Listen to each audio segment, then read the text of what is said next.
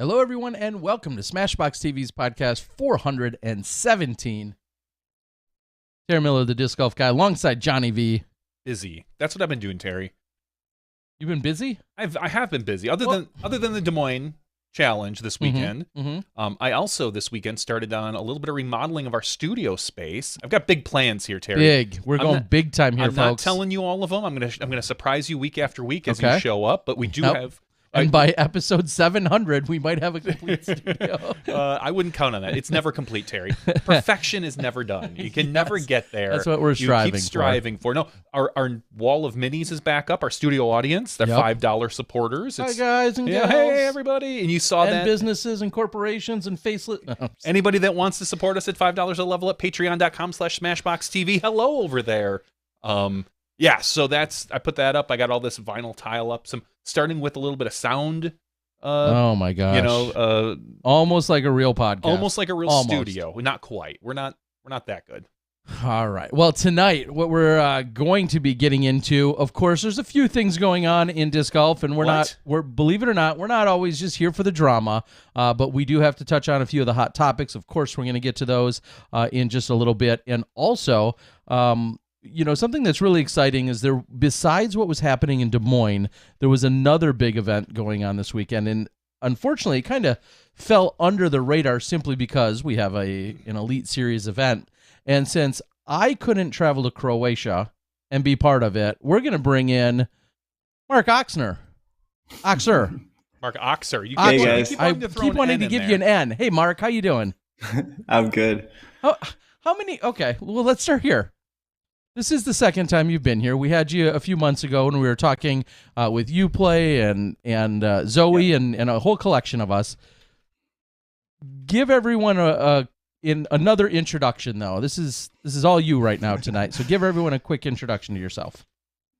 I started playing disc golf in 2018 in Winnipeg, Manitoba. I had a knee injury that stopped me from doing other sports, and so I picked up disc golf and. The rest, they say, is history, I guess, right? I would say so, but go ahead. Yep. Yeah, no, I was just going to say, since then, I've had the opportunity to be a TD. I've obviously been playing the sport myself, helped with some course builds with some people through various different organizations across Canada. And then, as mentioned in the last time I was on the show, working together with Dustin and Zoe on Uplay. And then most recently, just got back from Disc Golf Worlds, which was a team event in Varzdan, Croatia, which is a location I know you're familiar with. From what I remember, it is an amazing place. I was there for the Drava Forester a few years ago, which is their more social activity. They have a couple different events. I believe the Spring Forester has now been looked at in terms of a major tour stop and a visit for them in Europe. But then the Drava Forester in the fall is a little more laid back, not as quite focused on the competition. Although it's a tough course and good players, there's a lot of social components to it that's worthy of making a video about. So you were there for. Well, there is a YouTube video of you. I've seen it. All right, we've got enough drama tonight. All right. You were there for what we would refer to as the WIFDIF, or the World Flying Disc Federation 2022 World Team Disc Golf Championships. So, which is a mouthful, but start there. What exactly does that mean? What does that entail? What disc golf team event? What are we talking about here? Yeah, so for those who aren't familiar, WIFDIF is sort of the governing organization for all flying disc sports. They work with the IOC, and obviously they work with the PDGA as well. And so they were trying to really do their best to host events. This is the fourth time this event has happened. The Worlds in a team format, and as you said, it's a little bit different playing that team format. Most people, when they think of disc golf, they think of a solo sort of sport, and this is played by your country, as you can see by the hockey jersey that I've got on. Nice. And the hat, very appropriate. These were some of our team gear. I managed to keep these pieces. I did trade other pieces as well that we had, but these are some of the pieces that I did keep. But yeah, so it's a team event played by you're representing your nation. There was 25 teams that participated. One team, Norway, unfortunately had to drop out just before the event started. But there's 25 teams that were playing. There's 6 players that are playing each match. It's match play disc golf that we were playing. And so there's 6 players playing each match. You're allowed to have 12 players on your team. And then you can sort of organize those 12 players as you see fit based on the parameters that WIFDIF had set out for the game. So we had MPO players, MP40 players, and FPO players on your team. So, and then you were matched up in either singles play or doubles play, and all the doubles play was alternate shot doubles play. Yeah, and you had to set, you had to pick who was teeing off each hole prior to the round or the match starting.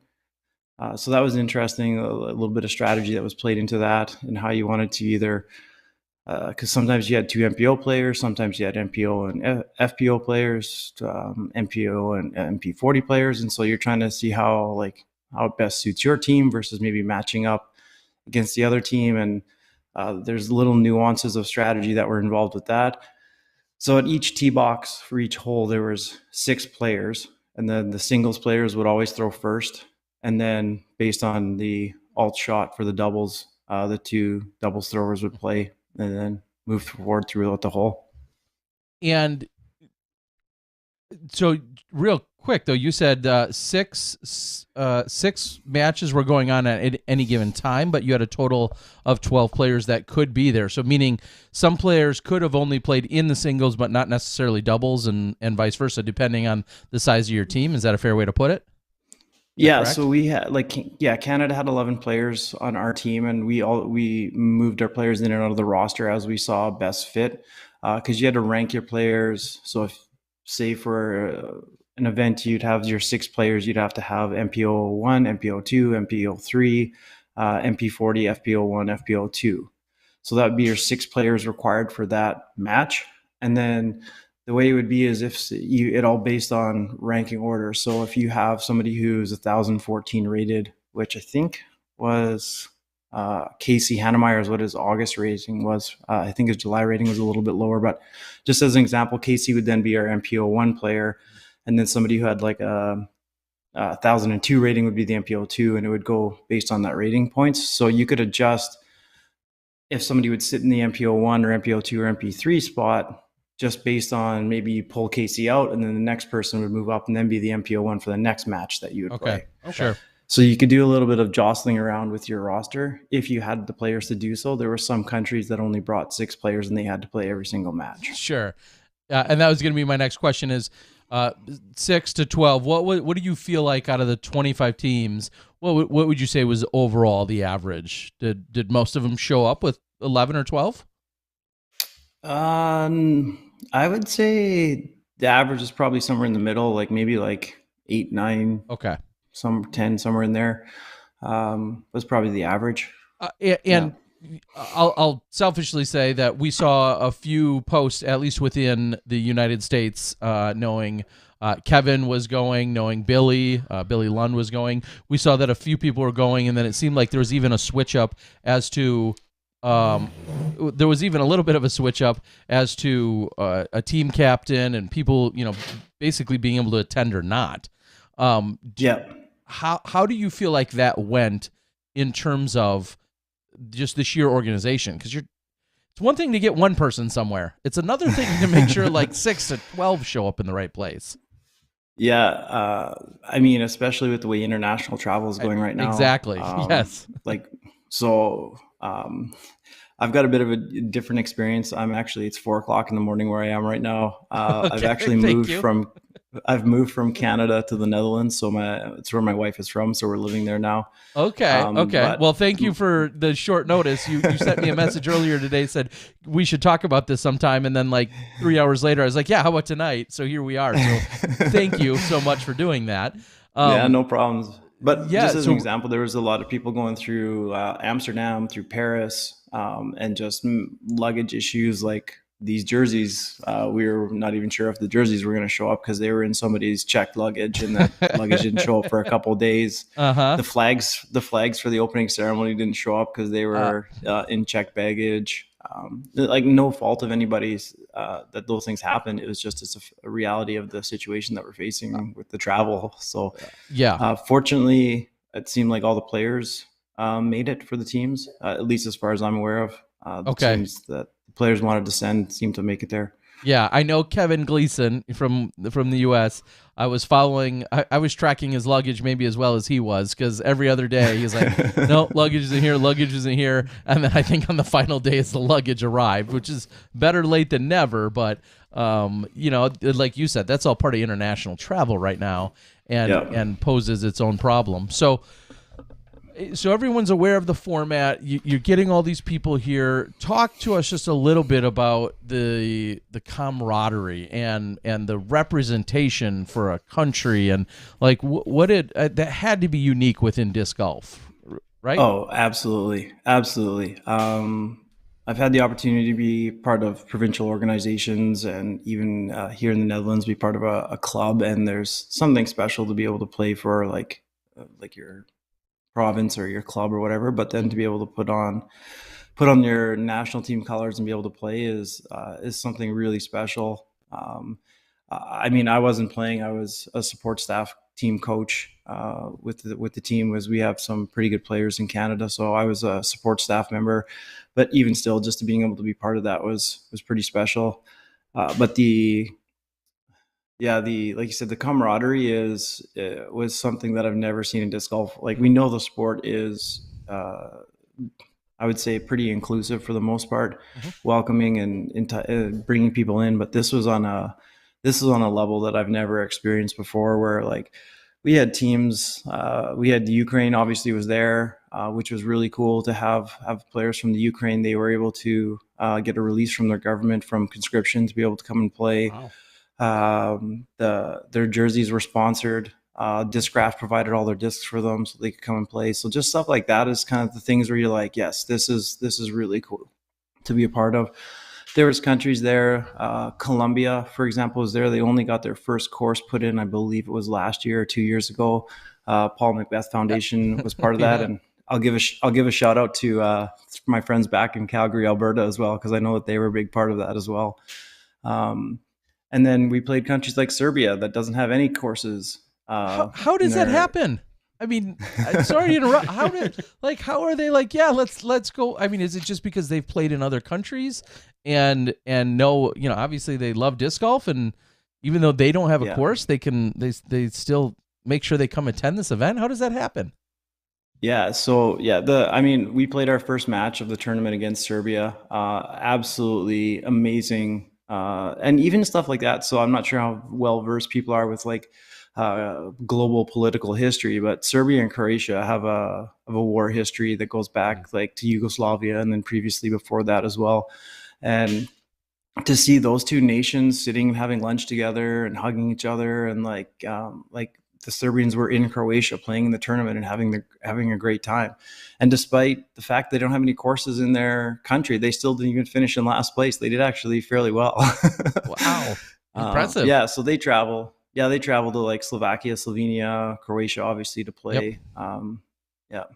On that note, I did talk to them as well, and they're hopeful that the Paul Macbeth Foundation is going to connect with them, and maybe Zoe and Dustin and I will be on a flight over there as well with some Uplay stuff as well. That'd be awesome. I love it. Yeah, I can just imagine like, oh, you guys think we're okay now? Wait till we have a course to practice on. I feel like that was us in high school or in middle school, Terry, because I was on the track team, but our middle school had no track. So we would just run around the streets, and then we'd go to other middle schools that actually had tracks and get our butts kicked. I mean, there's got to be an analogy here to the to Cool Runnings and the Jamaican bobsled team too, right? Yeah, I mean, there's right. For sure. We've got a movie right here, Terry. Exactly.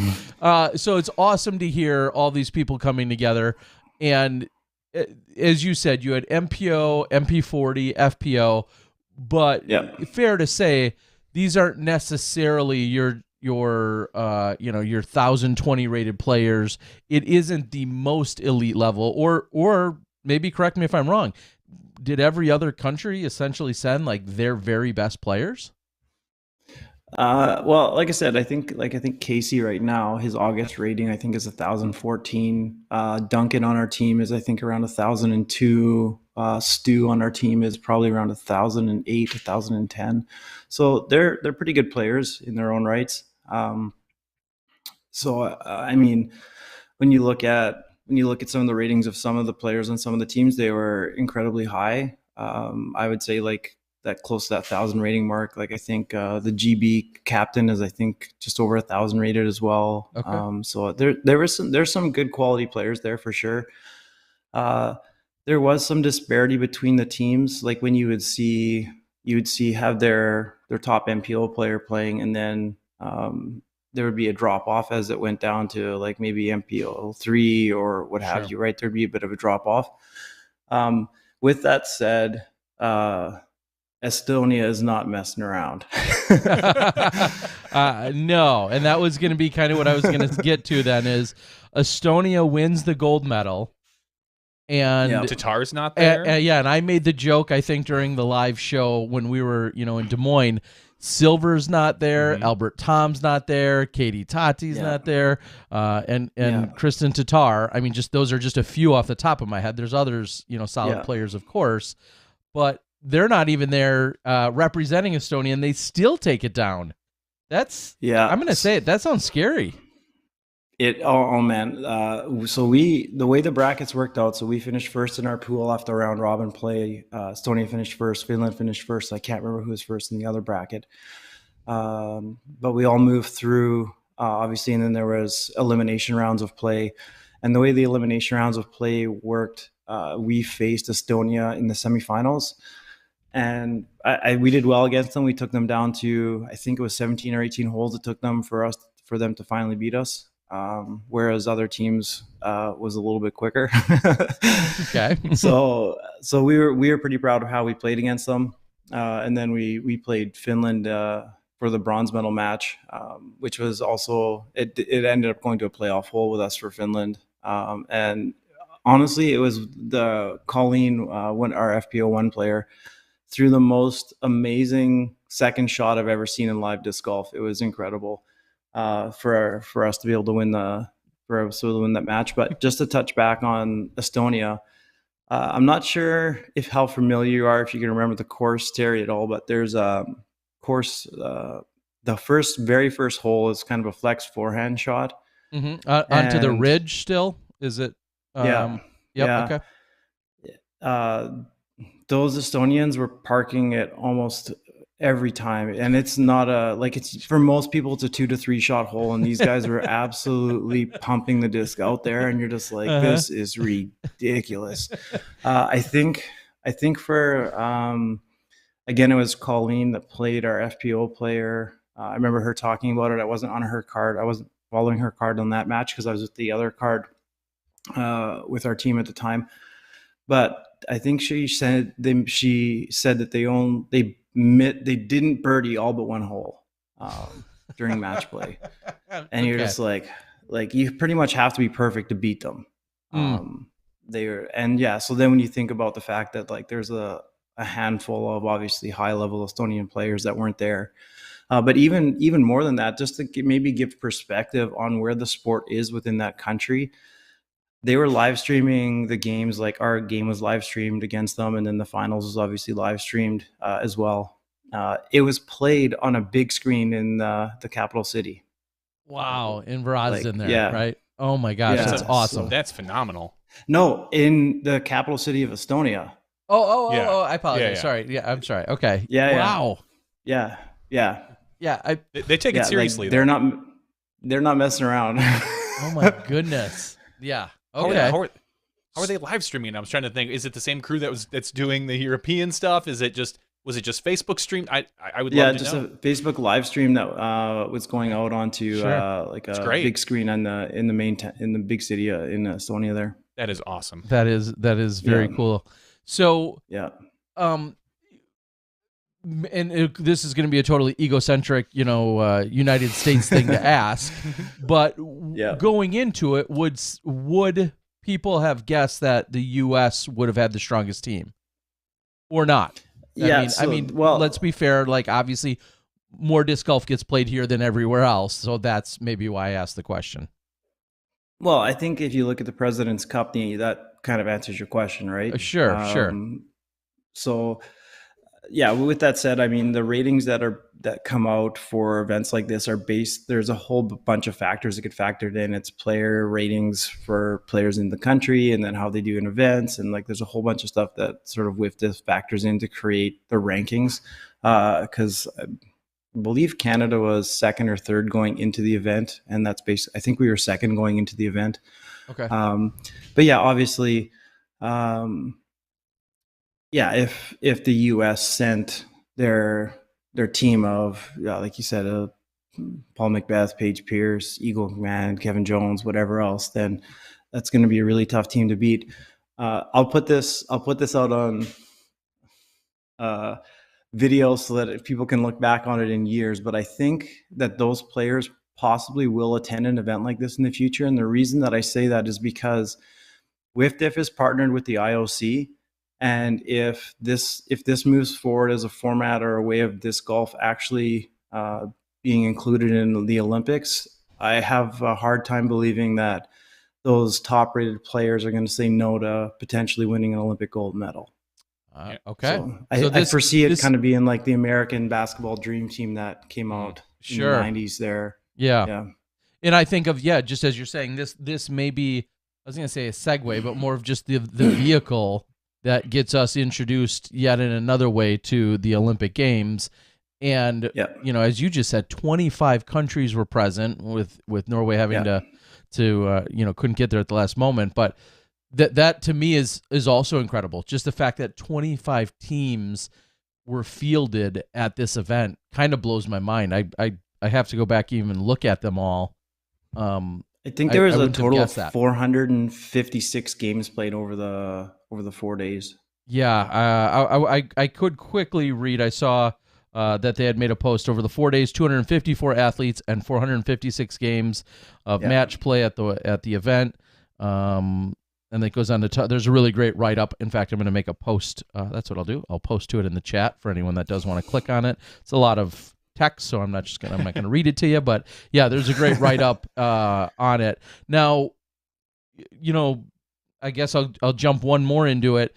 What, from an organizational standpoint, I mean, you said you went to be support for the team. Locally, was it like any other large scale event? I mean, you're talking about 254 players, so that's not your little flex start C tier. Yeah, that had to be a pretty major effort by Dinko and Maya and everybody else, right?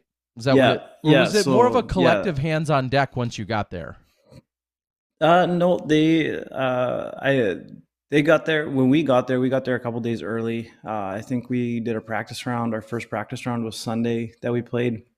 There was still some course maintenance happening at the time. Like they were still putting the finals nails in some of the turf on the tee pads and cutting back a few branches here and there to make sure that the lines that the players are going to throw were clear as they wanted them and that kind of stuff. So there was still some course maintenance that was happening.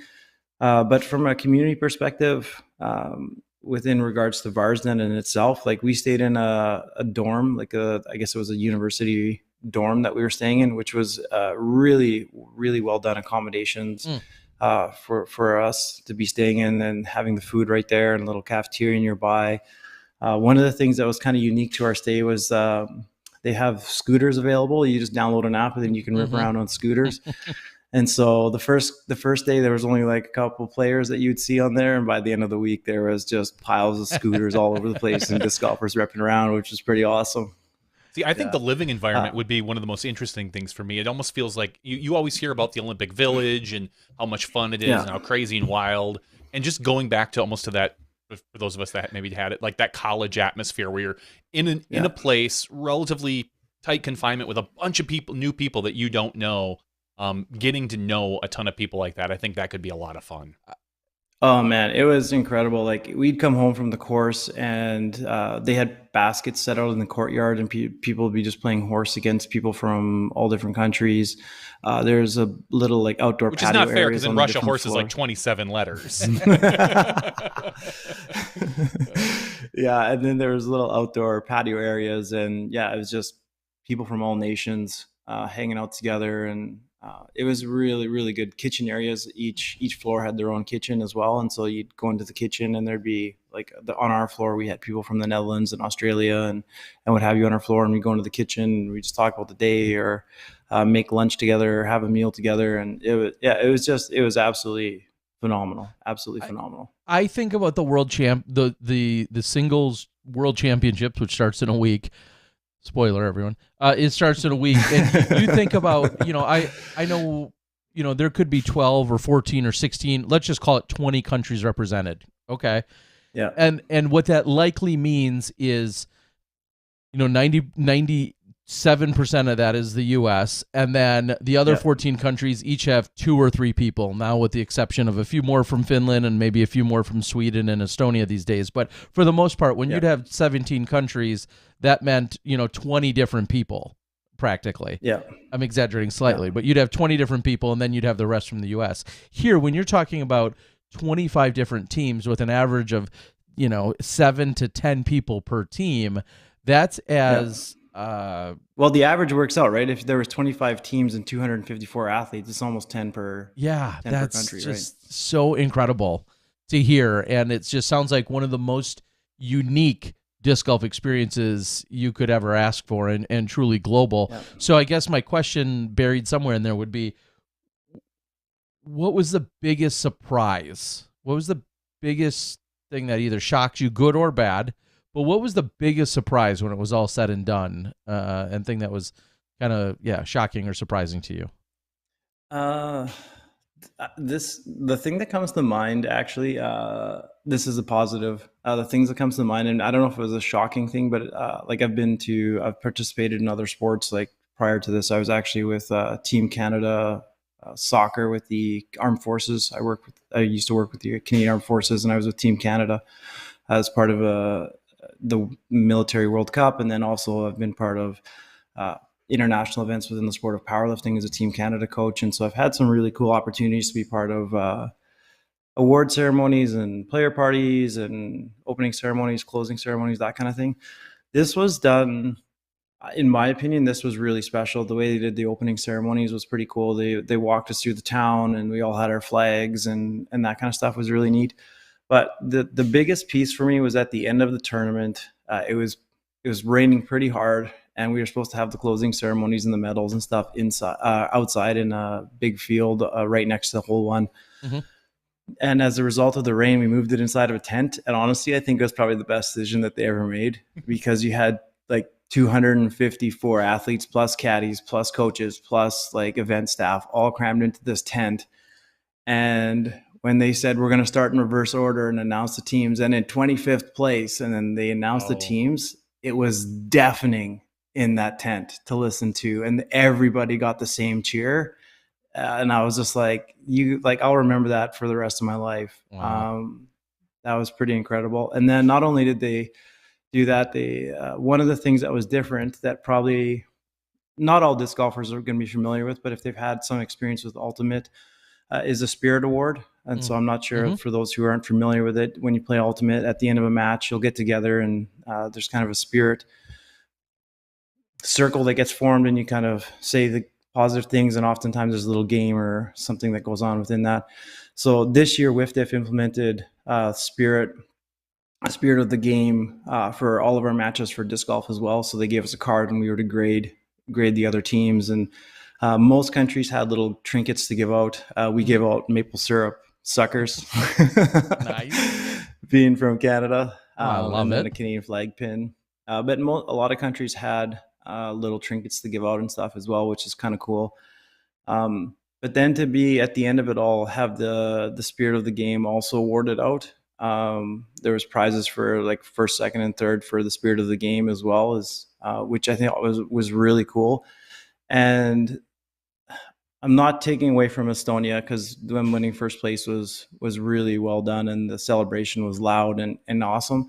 But when Australia won the Spirit of the Game, the tent was erupted and people were singing, and like it was crazy in there. And that's the kind of stuff where I'm like, yes, we're doing things right within the sport, and this is the kind of community that people. This is why I know, honesty, Terry. This is why I contacted you. Is that I want other people to experience what this past week was in Croatia. It was the greatest disc golf experience I've ever had. It's probably one of the most memorable that anybody on our team has had, and just memories will carry with us forever. And it's the kind of thing that I'd love more disc golfers to have.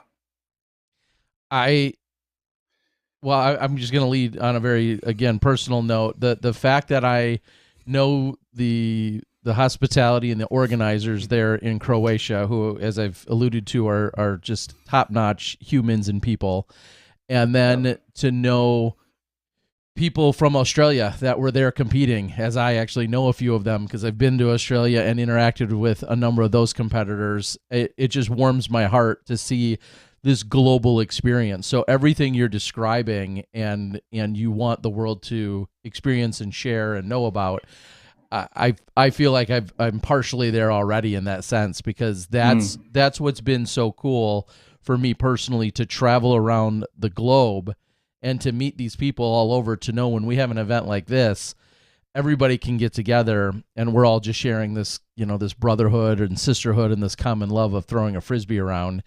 And it's, I'm kind of glowing from the inside, understanding exactly what you're saying, because I can see it. There's so many amazing people out there, and to have the host that you did and to have the experience that you did, it just, I'll say, it doesn't surprise me. It sounds absolutely awesome. And so I guess maybe the follow-up to that is how, it's because there's not a $500,000 purse, US dollar, or any other dollar for that matter. How do we get more people excited to play? Because right now purses largely drive, excitement level and experiences. How do we get more people to have an experience like this and want to be in this? Well, I think part of it is exactly what we're doing right now, right? So we have a conversation on your show that is watched by a lot of disc golfers. I think that more people now are going to be aware of what the tournament is and be like, hey, this is an opportunity. That's something that I'd like to strive for, right? I think that when we have those options or those pieces within our sport where people can strive towards them, they're motivating factors for people to put in the work in putting or on the field or in their game so that they have a chance. I think right now also the way it stands, because we don't have those A tier, that's not the right term based on our sport, but those elite tier, elite series players participating in events like this, there is opportunity for AM players to be able to participate in these types of things. And so I think for right now, there's still an opportunity for, when I say AM players, I should maybe correct myself, because like I said, there's a lot of our players who are obviously playing MPO and FPO, and they're professional players. Like one of our players is a paid professional by his sponsor to be able to play. And so they're professional players, just on a different, what I mean by that is that we still have players who aren't paid professional players. Like we have players who still work a job and still are doing really well within the sport of disc golf, who have an opportunity to participate in an event like this. And I think that, like I said, connecting on something like a show like yours, where the word gets out about that this is even an event that people could participate in, it's going to inspire other people to be able to be part of that.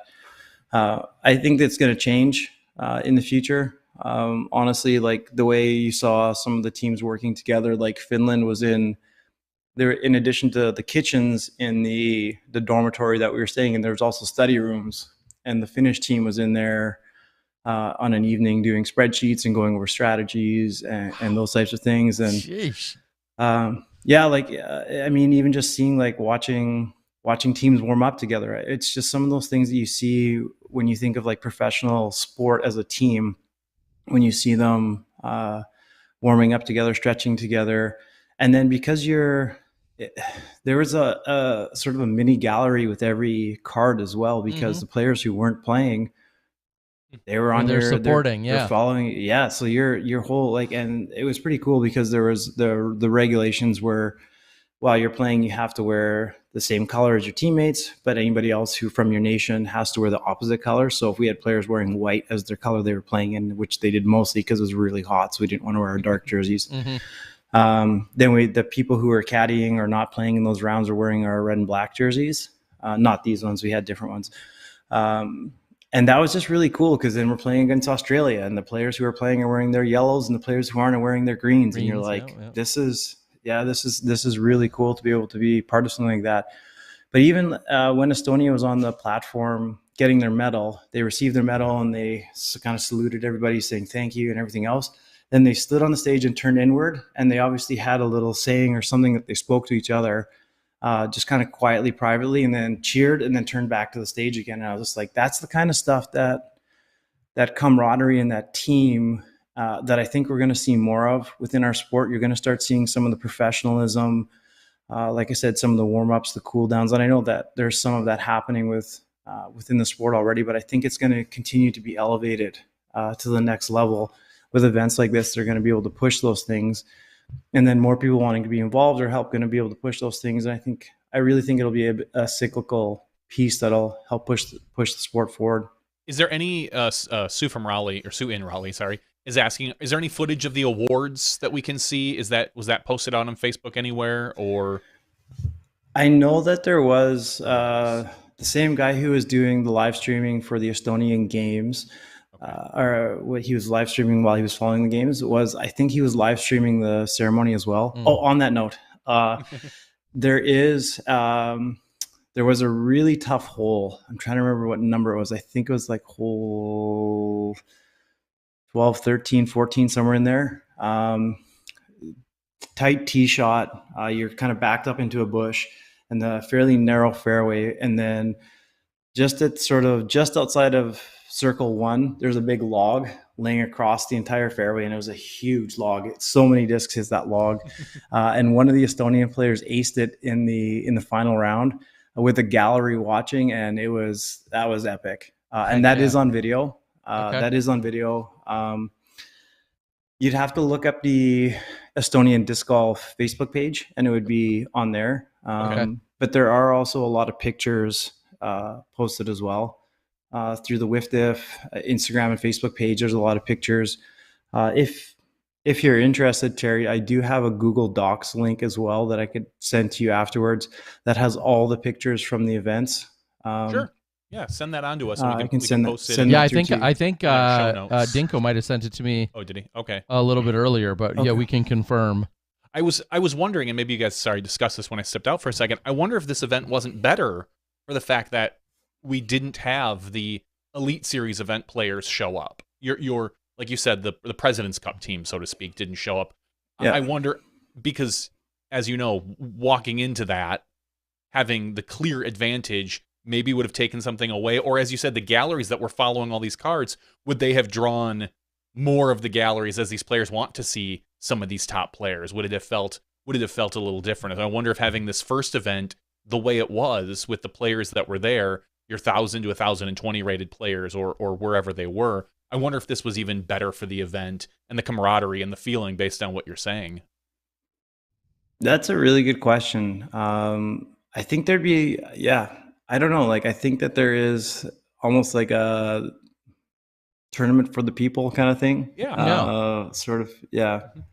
Yeah. Kind of a, but everyone loves to watch the top pros play. Not everyone loves to play against the top pros. I honestly though. Go ahead, Terry. I was just going to quickly say, it's funny listening to you talk about all of this and knowing, one of our favorite events on the planet takes place in northern Wisconsin. It's called the Midwest Team Event or the Sandy Point Team Event, and that then had sparked a few other team-based events. Just south of where we are, there was a club-based event that had nearly 300 or 400 people at it just a couple of weeks ago, and in some ways similar and in some ways different, of course. And they were all like, Indiana, Wisconsin, Illinois is where the poll was from. But there were 400 people out there for a weekend trying to play in a club-based event. So there's some similarities. And just listening to you talk about it has my mind racing of what kind of team event could I run? That's not just doubles, because doubles are so common. Yeah. And then you think about all the other formats and ways that you could do something, whether it's over a day or an entire weekend. And my mind's just racing about all the other, fun formats. So yeah, it's working because it already has me. And I've run team events as well in the past, many years ago, that had 6 players on a team and 8 teams or whatever. But this, all the excitement, I just think of all the strategies, and that's what I think it's so exciting about it. The strategy, like that's part of the game too, that I said this a few times while I was at the tournament this past week, was that I think I actually prefer match play over stroke play. Sure. Because of the strategy aspect of it. There was a couple of really interesting pieces of strategy that I'll share for those maybe who aren't familiar, and those who are familiar, you can maybe learn a little piece here, is that generally in match play, when a hole is done, that's the end of that hole. And if you want to throw a couple practice putts, you can throw a couple practice putts, because the gap between that hole ending and the next hole starting is a separate match altogether. Mm-hmm. It's not stroke play. And so there's oftentimes you'll be able to throw in match play, you can throw practice putts in between the different holes, which might sound strange to those who are only familiar with stroke play. This tournament, they specifically gave us a rule that you were not allowed to throw practice putts between holes. So, we processed this and we're like, how can we potentially use this to our advantage? And so, rightly or wrongly, I mean, it was a strategic perspective. There was opportunities where somebody would be 15, 20 feet from the basket and we just say, pick up your putt. And sure. Trying to ice somebody. Knowing that what's that? You're trying to ice somebody. Yeah, absolutely. And that happened. Like we had a player that didn't putt for an hour and a half. Right. And then they putted on hole 2 and they didn't putt again until I think it was hole 15. And that was on purpose. Okay. Right. And so stuff like that. And that was a little bit new for some of the teams. Some of the teams, when we did that, they didn't like it quite as much. And we were explaining to them why we were doing that. Mm-hmm. And then they understood. Some of the teams, like I said, when we were playing some of the teams that weren't quite as competitive, we obviously didn't do that to them because we wanted them to have as much time on the disc as possible. And so we played all of the discs and just let them putt and those kind of things. But when it came down to the elimination round, it's like, no, we're gonna implement whatever strategies we can within the rules to be able to help us, not in a mean way or anything, but sure, just being able to use some of those pieces. I mean, it's really interesting. Like we had one of our guys was up; he was +5 against the Finnish singles player, and they weren't quite at Dormy yet. I think there was 2 holes before they would get to Dormy. Mm-hmm. And the Finnish guy had won the previous hole, and he threw his tee shot and hurt first available, kicked into the woods. And then I looked back at our guy on the tee box because I was up on the fairway spotting. I looked back at our guy and he put his driver back in his bag and pulled out a mid range, and it's just like, I just need to get to a safe spot down the fairway now because I don't need to birdie this hole. I win this hole with a par now. Yep. Right. Yep. Mm-hmm. And so it's really interesting to see how the strategies of match play plays out versus stroke play. Yeah, and I can't stress that enough. And we've been blessed these last couple of years to have, the Disc Golf Pro Tours Match Play Championship. And whether I was on the ground or in the booth working it, you try to explain those types of strategies and scenarios to people. But until you've been in a match play situation, it's hard sometimes to wrap your head around like, oh yeah, that's why I would do this. Or, hey, even as a team captain, I've often stressed like, I don't care how you win the hole. If you win the hole with a triple bogey because they took a quad bogey, that's all that matters. Like you don't have to be a hero. If somebody is way off the fairway and is thrown out of bounds, you don't need to park or ace the hole. You just need to step up there and probably take the par or whatever it is. Like trying to really get people to break themselves of their habits is tough to do. And there is something to be said about a veteran match play player that they Yeah. hopefully understand a lot of the strategies that you're referencing. Well, fully so to be understand you. fair, yeah, to be fair and sort of touch on what you're talking about with like yourself running some team events, a large portion of our team was from Western Canada, where they do have a lot of match play events and club events that they're very familiar with. And so I think it served our team really well to have a team that was really well versed in match play and strong with match play. But it's also fun to watch, like guys, like our guys have holed out. They got a 2.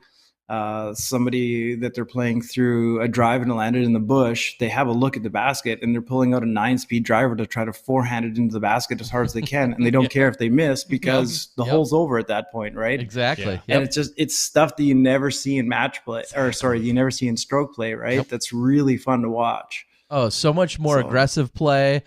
Sometimes so many more layups than you. I mean, like you said, there's just all these various scenarios that can make it so much more fun, and it's such a unique experience.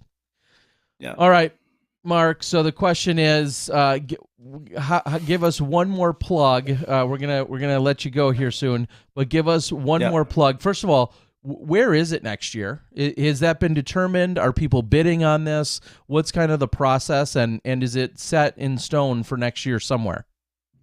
Yeah. So my understanding is that it's every 2 years. It's going to happen. Last year there was an interim European Championship as well that was played, which was pretty cool. So Charlie Mead is one of the head personalities for WIFDIF, and he came up on the stage at the end of the closing ceremonies and shared with us that there obviously is a bid process and what have you, and that they would announce the 2024, I guess it is, championships in around Christmas time of this year. Okay, great. I've got 2 years to get my game up. We talked about sportsmanship and team play. I can do those. The actual play. I like you in a support mechanism, like holding a camera. No, that's the last thing. Okay, no, that's not. We don't want you doing that either. I shouldn't be holding any cameras. We'll find a role for you. You make sure all the luggage shows up. How's that? Hey, if I can be there, that's important. That's definitely important. You got things to hand out. Just even that in itself, right? Like, what do you do as a player? Do you carry on all your discs, or you put it always through carry on all your discs? Yeah. Like, done. Done. 100%. You can buy new shoes. You can buy new underwear. You can buy toothbrushes. You can buy all of that stuff. You need to always carry on your discs. I've said that for years. I've experienced that for years. Those are the tools. That's the whole reason you're there. And those, although some might be quickly replaceable, most of them you'd be frustrated and ticked off if you don't have. You always carry your discs on with you, always. Like, there's no, put backups in your luggage maybe, but you carry your throwing discs with you. Because here's the thing, even if they don't get lost, they're going to get handled and smashed and thrown around and not cared for along with the rest of your luggage. So that's why you always carry your bag. That should never be out of your sight. So there's a pro tip in there for somebody. Pro travel tip. We're going to cut you loose. We appreciate all the insights here tonight.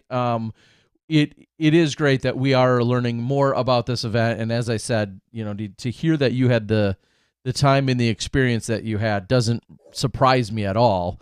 But we're glad that we could help share the story of it and let the world know, yes, Des Moines was going on, and it's an incredible event with all this, all these other storylines. But to know, nearly 300 people were in Croatia from 25 different countries, I think is a story in itself as well. And we're really, really appreciative of you reaching out and holding my hand or forcing my hand into the idea of having we were going to talk about it, but it wouldn't have been to this degree. And so that's why you've been so incredibly helpful and valuable, especially knowing you were physically there on site and taking it all in. We really appreciate it. Yeah. All right. Anything you got to say to everybody before we cut you loose? Looking forward to Worlds. All right.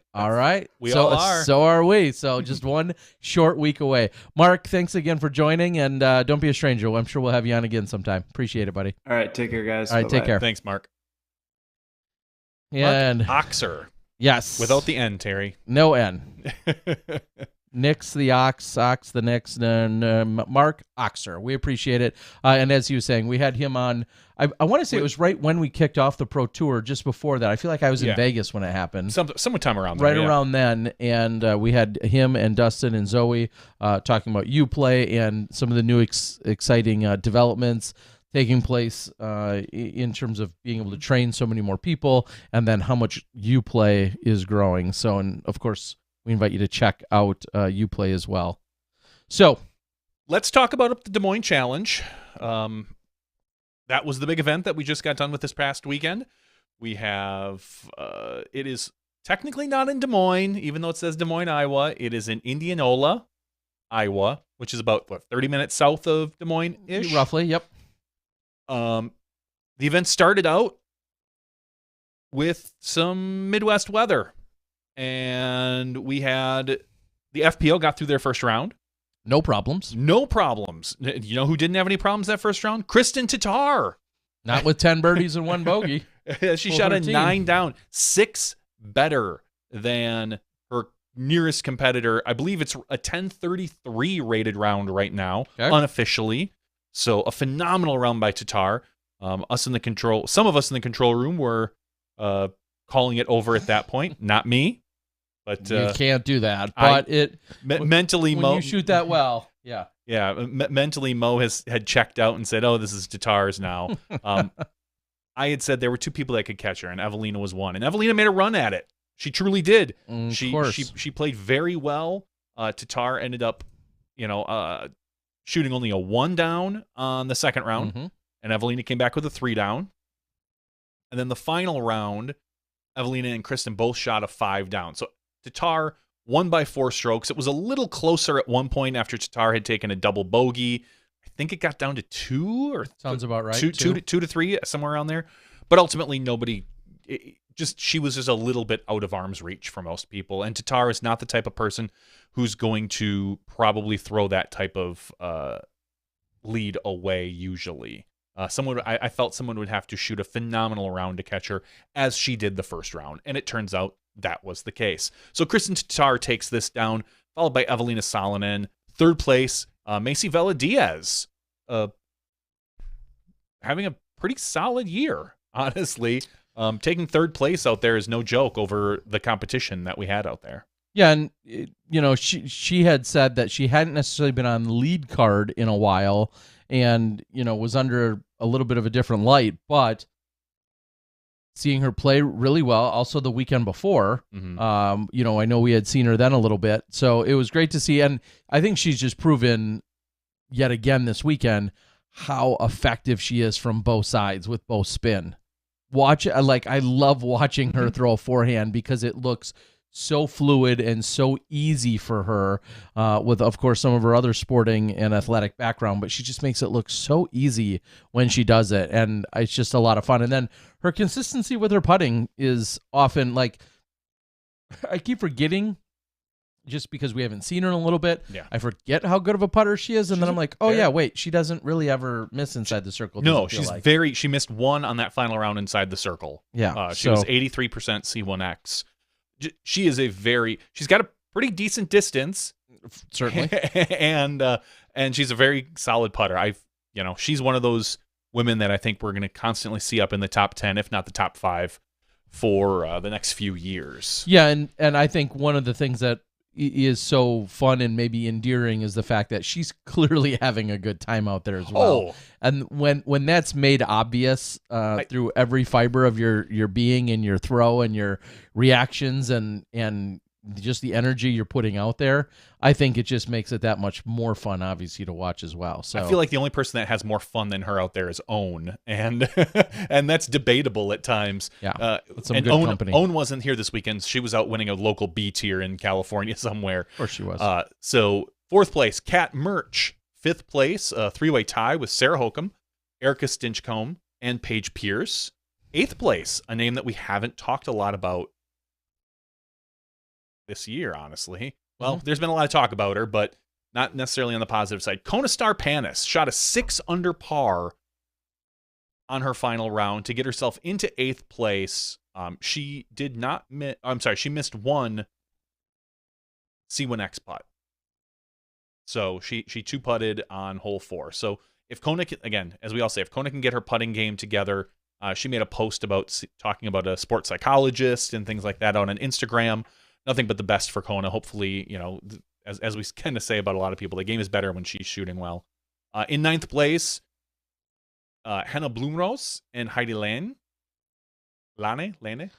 I used to call it Heidi Lane. No, that's fair enough. Yeah. It's a very it's a very American way. version. Heyday Line. Heyday Line. Thank you. Heyday Line. And to double down on that, I wanted to say that congratulations to both her and Erica Stinchcomb. They are your qualifiers for Throw Pink Championships. And today, and I know it's getting late, it's probably should have made this mental note 4 months ago, but it's getting a little later in the season. I want to do better at weekly making sure that we're announcing and putting it out there for our newest eligible competitors and qualifiers. That's the better word I'm looking for, the qualifiers. And in this weekend, as we just said, it was Heyday Line along with Erica Stinchcomb as your qualifiers for the Throw Pink Championships. So congratulations to them. Yep, that was your top 10 in the FPO. Moving over to our MPO field, a little bit different format, as we said. The MPO got held up by a little bit of rain on the first round. So I think I read that 28 competitors finished round 1 before the rain delay. 28 competitors had not even started before the rain delay, and everybody else was stuck somewhere in the middle. But after that first round, let me see here real quick. After the first round, we saw Matty O in the lead with 1 stroke over Simon Lizotte and Kevin Kiefer, and then Joel Freeman. But coming into the second round, Matty O had a little bit of a struggle. He was on the struggle bus a little bit. And Paul Macbeth decided to shoot the course record, as he has done lately. I swear to God, Paul Macbeth has... It's almost the same story every event. Mediocre first round, course record second round, not quite able to get it done third round. Still finishing top 5, top 10, second place a lot of times. Yeah, he switched that up a little bit at the Champions Cup, but yes, But your it feels slow first round is a semi-consistent thought there. It's almost like he, I kind of always joke that, Paul has played with a chip on his shoulder for a long time, whether it's realistic or in his head, whatever he needs to do to get it done. That first round lately is the chip on his shoulder. He looks at himself and says, "You moron, why aren't you shooting like you can?" And then comes out and shoots like he can. He just can't get it done consistently lately. But anyway, he shot a 12, Gibson with an 11, and Evan Smith jumps up with a 10 under, putting us into the third round. The third round we had, I believe it was Burridge, Lizotte, Evan Smith, and who was the fourth person on that lead card? Was it no? KJ was on the chase card. I forget. Either way, it comes down to basically Burridge and Lizotte. Evan Smith falls off the pace. It goes into a playoff, Terry. A playoff. Playoffs. And a 5-hole playoff. Four-hole playoff, yeah. Where we saw, let's real quick talk about round 3, and Simon Lizotte got, I don't want to call it the craziest, but reinforced a new rule with the Mando rule that a lot of people were unaware of. And I think that to say it frustrated some people, it puts it mildly, that because they didn't understand the rule. There is now for Mandos a restricted zone. You don't just have to get through or to the left or to the right of said Mando. You have to stay to that side. So if you go barely past and then kick back, you have missed the Mando. It used to be where that wasn't the case. Once you pass the Mando, you're done, whatever. Simon on one of the holes, 12, yep. Hole 12, barely makes a Mando on the left, kicks way to the right, and... Or wait, was it left or right? He misses. He makes the Mando tree on the left side, Correct. but then kicks a tree directly behind it and essentially kicks backwards. Kicks him back, yes. All on the left side, but yeah. All to the left side. And then they spent like the next 8 minutes lining up and trying to figure out where his disc was versus the Mando line. Was he in the restricted zone? Was he not? It came down where they just ended up, the group decided that he was in the restricted zone. And at that point, it looked like Burridge had it under control. It was his event. Yeah, there was a 2-stroke swing on that particular hole between the two of them. Yep. I was thinking that Simon... Oh, no. Yeah, they both parred the next hole. I'm sorry. I'm thinking of the FPO side where there was a 3-stroke swing. Yes. Or later on, there was actually, a little bit of a swing. So, and unfortunately for Burridge, he decided to have a few bad throws and a little bad luck, but ultimately ends up going birdie, bogey, birdie, par, birdie, and Simon just went birdie, birdie, birdie, birdie, birdie, birdie, and ended up getting into the playoff, where it went, like you said, 4 full holes. On the 4th hole, Mr. Burridge, after, the 3rd hole, which what everybody hated, apparently, and nobody wanted to see it. Personally, I don't have a problem with the hole. I think it's a tough par 3. You can easily lay up to the bottom, go for a death 50-foot putt, or you run the risk of running at the putt, or running at the drive, and ricocheting off a tree. You could argue that there's not a super clean line there to get directly to the basket, but I don't necessarily hate the hole as it is. I know some people want to see it cleared up a little bit.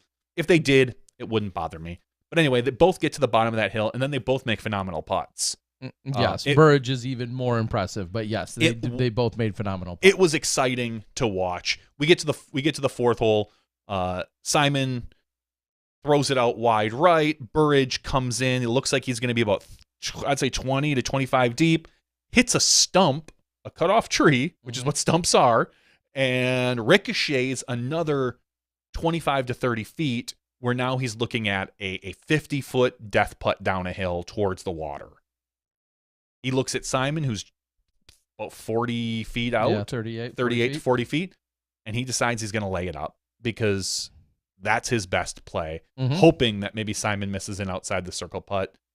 Wasn't to be. Simon Lizotte drains the putt, and he knows it almost out of his hand. He gives the now infamous point, and the crowd goes wild. Burridge, everybody is applauding. I think,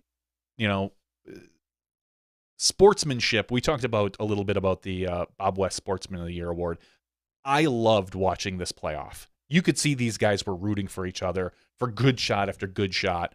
They were exciting. They were excited for each other. When one would hit a big putt, the other would applaud or smile or even, knuckles or whatever you want to do.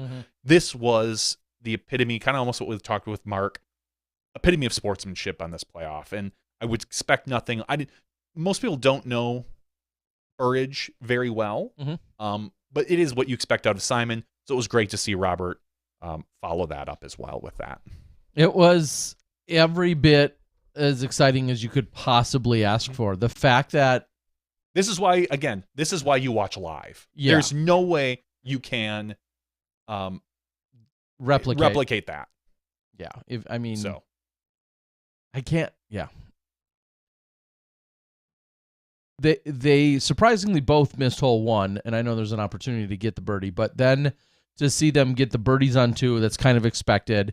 Then to know that like 16% had birdied, 16% of the field had birdied hole 3. And they both so it's such an unlikely birdie. And I was calling for it as soon as I knew of the playoff holes that it could come down to that hole. And I think most of us expected it, especially after we saw the drives. And the fact that Burridge, in such a clutch moment, making a clutch putt, just to extend it, and then Simon still had to answer. It was a little bit nervy, and a little bit high, but obviously still a good putt. Like, it was just everything you could possibly ask for in a playoff, in a good tournament. It was just awesome. And you go to the final hole, and I know there's, as expected, just as I had called it on the air, people, first of all, wanting to get worked up about the stump. That stump was there all weekend. Everybody knows about it. It's no different than any other part of the course, whether that be a rock or a log or anything. Yeah, it's not like somebody brought the stump in after they played round 3 and were like, hey, let's put a few more little things out here.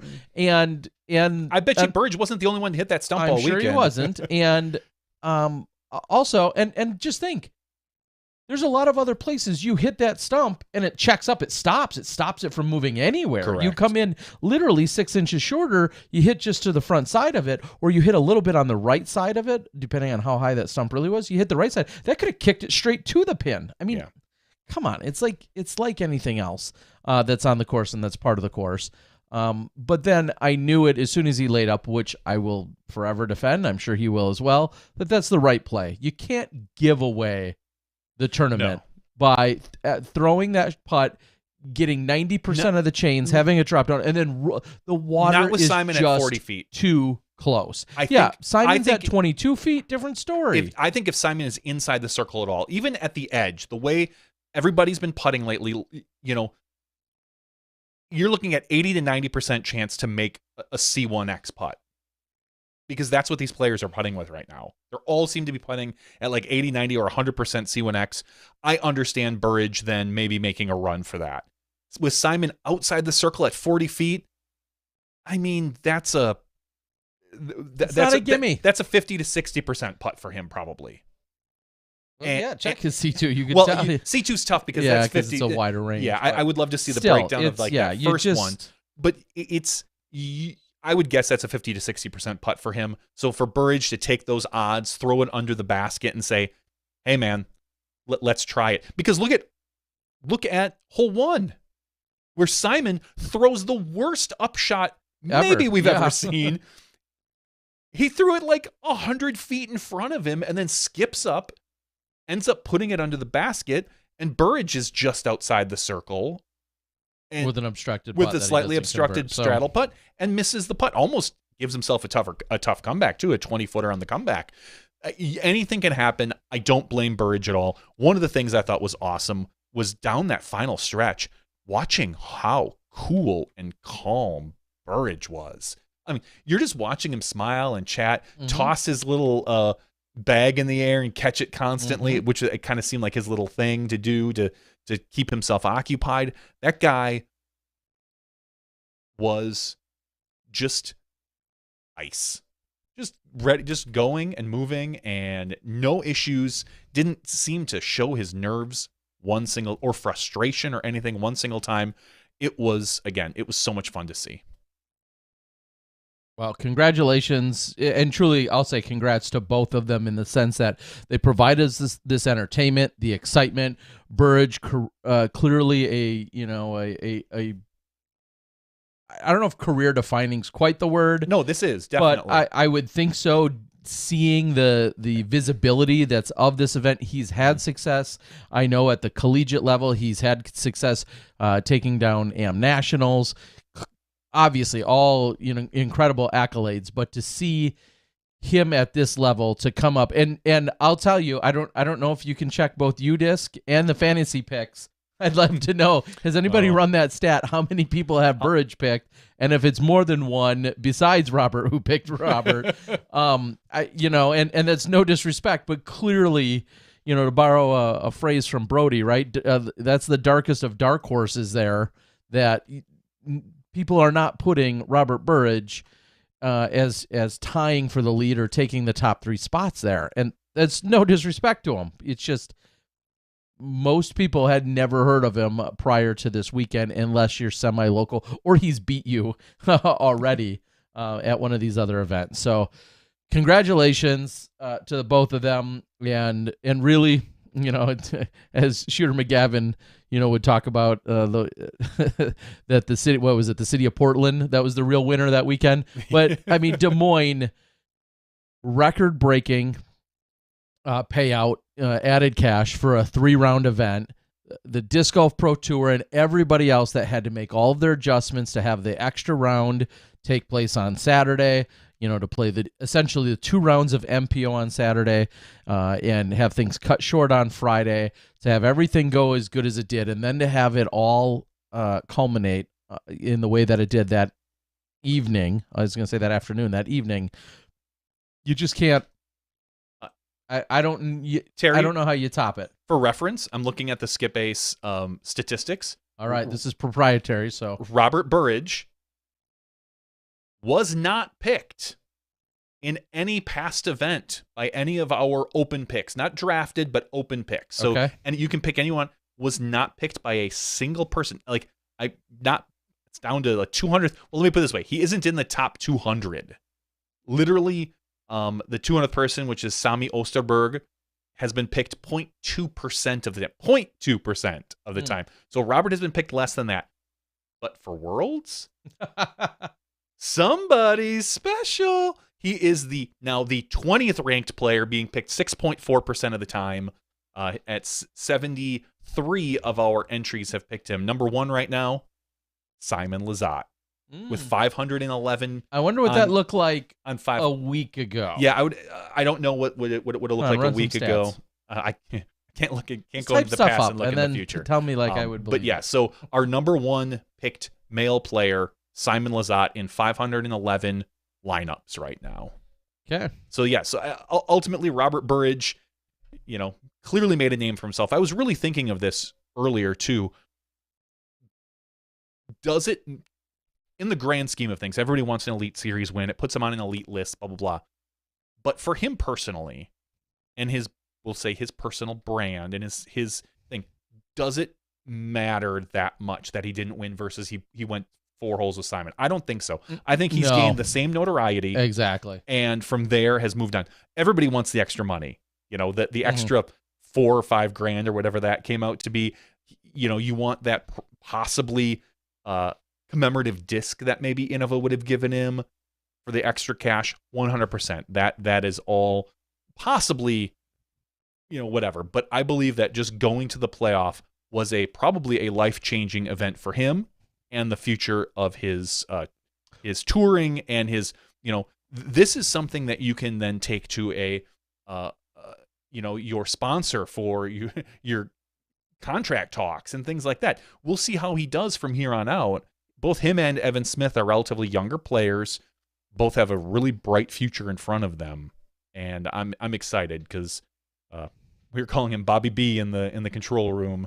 Is here to stay. Yeah, I will say, and this would maybe be the last point on it, had he been defeated in the first hole, I think that he obviously would have gotten a ton of accolades and praise that it even happened, but it would have been, okay, well, this kind of went as everybody expected it. It's not, he pushed Simon, but then Simon just took care of it.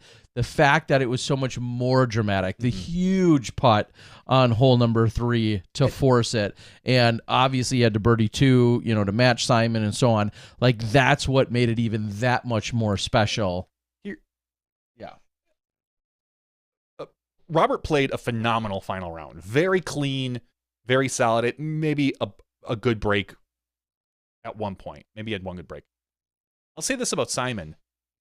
Simon got away with some shit. Like, that dude, I watched him walk off at least 3 different tee pads with his head in his hands, knowing he got away with something because he threw a poor shot that worked out somehow. I believe it was the first round, maybe it was hole 4 even on the first round, where he flipped, maybe it was 5. It's hard to remember. Both of them are those water. Yeah, 4 is the longer downhill water, and 5's the shorter island one. He threw one, and it flipped over and went perfectly straight and way to the right in the third round.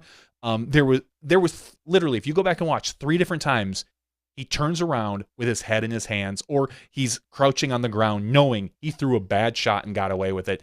Now, granted, he had the bad luck of the Mando. That came off a bad throw. Yeah. He shouldn't have been there in the first place, but anything could have happened with a kick. I will say this up and down. I think Burridge had the better final round than Simon. A cleaner final round. Simon got a little luckier, but ultimately Simon takes the victory, and we move on. Simon's got his 3rd Elite Series win of the year. Has to be right up there in talks, if not leading for, if you want to talk about player of the year this year so far. Yeah. I mean, I think that, he didn't play well, I don't believe, at the Champions Cup major. Mm-hmm. And we had one more major, didn't we? No? Europe? European Open. Good call. I don't recall what he did there. So it couldn't have been that good. So it couldn't have been that great. So he has not performed well at the majors, but he's got 3 Elite Series wins. So congratulations, Simon Lizotte. And I'm excited for Worlds. And I think so far 511 other people are too for Simon. Well, yes. So as we said, congrats, and I don't. Oh shoot, I'm gonna borrow this because it was our buddy that sent it to me. Matt the Stat sent me this shortly after it had happened. Oh, here we go. Let me read this for you because I have to give him the credit. He said, Simon Lizott's previous 3 years, $46,864. Clearly, COVID's involved and so on and so forth. But Simon, previous 3 years, $46,864. Simon this year, $45,149. So as of right now, he's won about $300 or $400 less this year than he did in the previous 3 years combined. I mean, COVID, being a dad. Of course. Simon's got that dad power now, apparently, as well. Yeah. You know? So, very, very impressive, and congratulations. And whatever you do, when you see Simon this week, don't look at his forehead with the giant red hickey he has on it right now. Have you seen it? No. Oh, he made an Instagram post. He was playing with one of his child's toys, entertaining his kid, and one of those like suction cups, he stuck it to his forehead. And when he tried to, he left it on there. When he pulled it off, it left a giant red hickey-like thing in the middle of his forehead. And he just made a post. He's like, I hope this goes away before Worlds. So we'll see if it does, or if he's got a giant circular bruised hickey forehead. Either way, Simon being Simon. Dad problems, right? Yeah. All right. Earlier, Earlier, we did talk about some of the rules, including the Mando.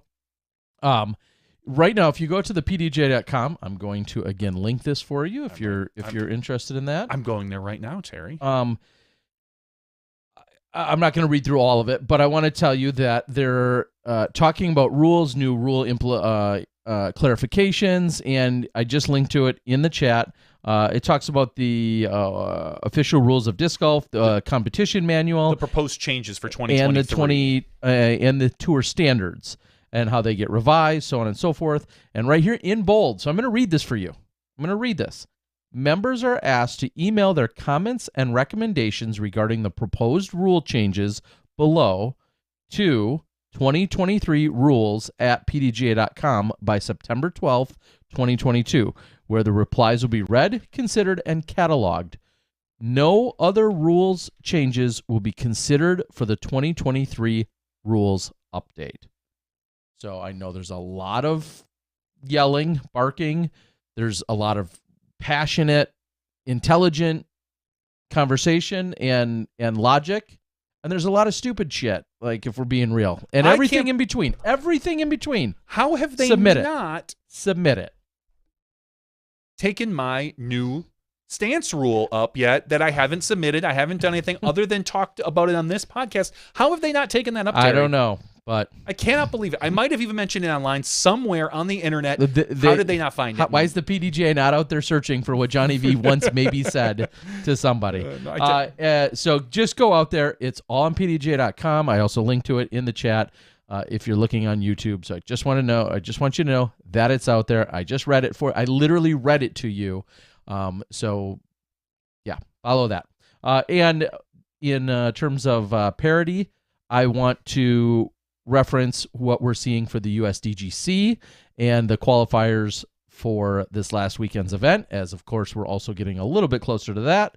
Justin Rozak, Paul Ulibarri, Paul Oman, and Evan Smith. So congratulations to those 4 individuals who have punched their ticket, as we like to say, for the road to the USDGC championship. Congrats to them. First event in a long time, Paul Ulibarri was like in the top 10, I believe, or something along those lines at one point. Sounds about right. He's been recovering from a lot of different injuries, and it's good to see Paul back. Hopefully he can maintain his health and play up to the ability that I know he wants to. Let's all hope so. All right, so are we done with the show, Terry? That's it. That's it. Thanks for joining. I don't know of anything else that's been going on. Let's quickly, and we'll go in chronological order. When you woke up on Monday morning, as I did in Bend, I'm expecting some congratulations, of course, for our champions. Specifically, out of the Discmania camp, you would expect a champions probably bottom stamp something or other to commemorate the third Elite Series victory of one Simon Lizotte. Instead, isn't that what the press release was? Nope. Ooh. Instead, posted to UC's, and I guess there is a difference here. UC's personal. To UC's. I feel like I need a new stinger for our podcast. It's just like disc golf drama. You could go with that. Someone cut that and make it sound cool. There is a Simon Lizotte Triumph Series Des Moines Challenge disc. Tilt, I feel like that was posted, let's double check. I think that was posted literally today. It was. So what is it, Tuesday? Yeah. So that's posted. Go check that out. Congrats to him. Posted on UC Maresma's personal page of Instagram, as all of you have seen by now, where he talks about the hardest message he's ever had to write, talking about being convicted of buying sex from adult in Sweden. What he did was wrong. He totally owns up to it, so on and so forth. There's nothing that he can... I've broken the trust of my family and of the community, and he takes full responsibility. Very clear on all of that, not making any form of mixing words or excuses. He says, my goal is to support my mourning family, and the time I'm going to talk, this is the only time I'm going to talk about it. I won't comment on my personal life. I'm going to take a leave of absence and try and be with my family. I'm truly sorry. Turned off comments, understandably, because, well, quite frankly, there's nothing good that can come from that comment section, I'm guessing, other than maybe some outpourings of support, for sure.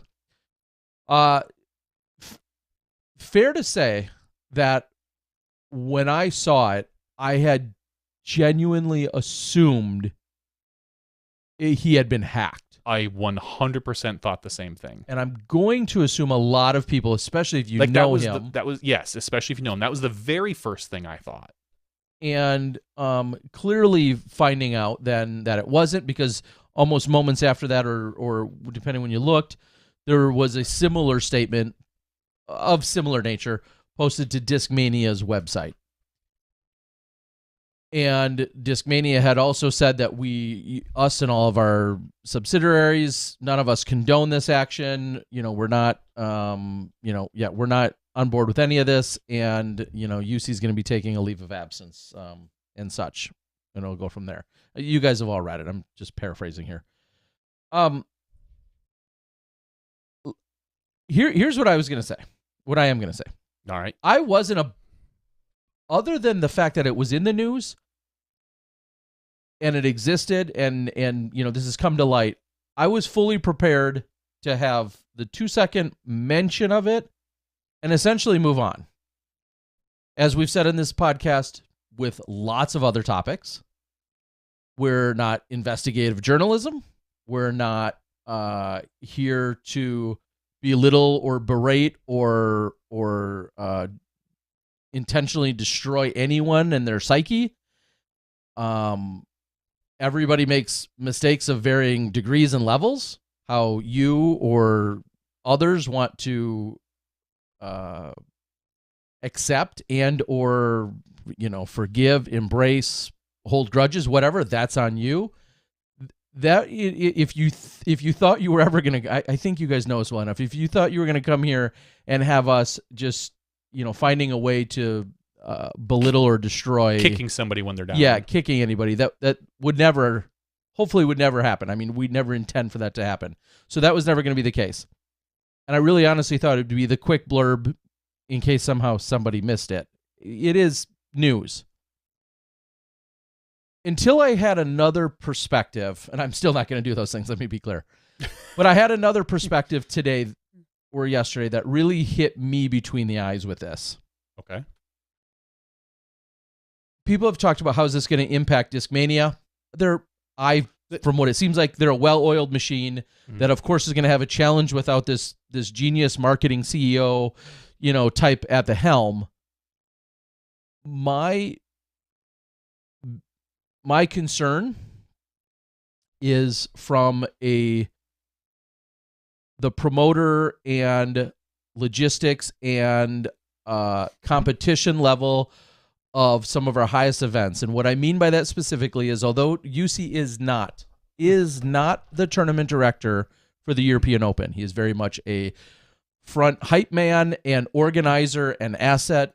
But he is the gears. That, yes, he's the engine. but he is not. He was not this year. I talked to the TD. That's a paid position actually to a full-time person, I believe. So yes, of course, he feels like the man because he is the man, but he helps drive that bus, and maybe he packs all the tools and the spare tire along with that bus. So he drives it, and I understand that. So from an European Open perspective, there was a lot of chanting, and I don't know if there's any validity to it, but there was a lot of chanting of, hey, why aren't we here more often, and why aren't we having the European Open more often than once every other year? Why don't, what is it going to take to come here more often to have elite level events? We proved, the world saw more than ever this year that the European Open is of the grandest stage, is as good and as great as it gets. I'm going to follow that by saying, I think it wasn't a secret that there was a push for our first ever European World Championships. And there's no other person that would be driving that bus and leading that charge than UC. Correct. And I'd go as far as saying quickly that 2024 probably being a likely candidate of hosting a World Championships, the pro World Championships. I think UC even stated that he was making a bid 2024 or 2025. I forget. I think 2024 was the year. So then my only question that remains then is, depending on how things are for him, for his family, for the company, for both, I guess, with relation to both Finland and Sweden, as the countries and the we'll say the punishments or whatever, does this impact disc golf on that scale? That I think is the biggest talking point within disc golf at this point. Correct. Personal life of somebody is their personal life. I don't get into, try not to get into what is going on in UC's family. I have no clue what his situation is, what his situation with his family is, any of that. That's none of our business. Whatever.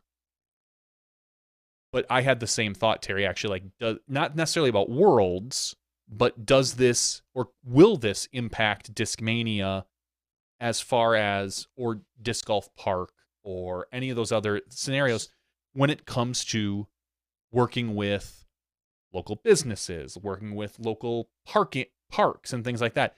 This is something that will carry some sort of stigma for some people. And you have to wonder, is that going to be an issue? Like you said, will the PDGA look at this and go, maybe this isn't the best time to have this run by somebody? Or again, I don't think it should matter by then. I mean, a lot of it depends on, I think we'll see in the next few months how I don't think you're going to see much change in Discmania. I don't think you're going to even notice. UC is a great hype man, a great marketer, but we all know he's not doing day-to-day stuff. Discmania is how many of our people deep? I don't know how many people technically work for UC. If it's 30, 50, 70, all under Discmania / Disc Golf Park, they all know they will all continue to do their jobs. They will all continue to put, our good friend Dynamite works for Disc Golf Park, puts in courses and goes to shows and things like that. That stuff won't stop. And whether or not this will affect those type of things is more my thought / concern, I guess. I mean, but again, I think there are certain things, and we saw it on the internet today with a lot of the threads. There are certain things that some people look at as, people have different views of different moralities. Yeah, I was just going to say. And so it's, what things that are legal in some countries are completely illegal in other countries. And it's just a matter of, you deal with what you did. And hopefully this doesn't affect disc golf and Discmania in that aspect too greatly. Hopefully, it's just a speed bump in continuing to expand the sport in the whole European continent. Yeah, yeah. Yeah. I don't really honestly know if I have anything else on it. Like No. it clearly was a little bit of a shock, and I understand everybody's arguing, as you said, with the morality of it. That is for everybody to make their own decisions on, and to worry about one way or another. Clearly, there's been a lot of people that very much you see it on both extremes. In terms of somebody thinking this is a really big deal and it's the biggest of deals and it's terrible, and all the way to like, I couldn't care less. He's my hero more, and everything in between. And that's all fine wherever you want to stand on it. As I think a lot of people do come back and ultimately have said, largely because it was pointed out by UC himself, this is something that him and his family will have to work through. And I think you'd be a heartless, a-hole if you didn't recognize that from a family perspective.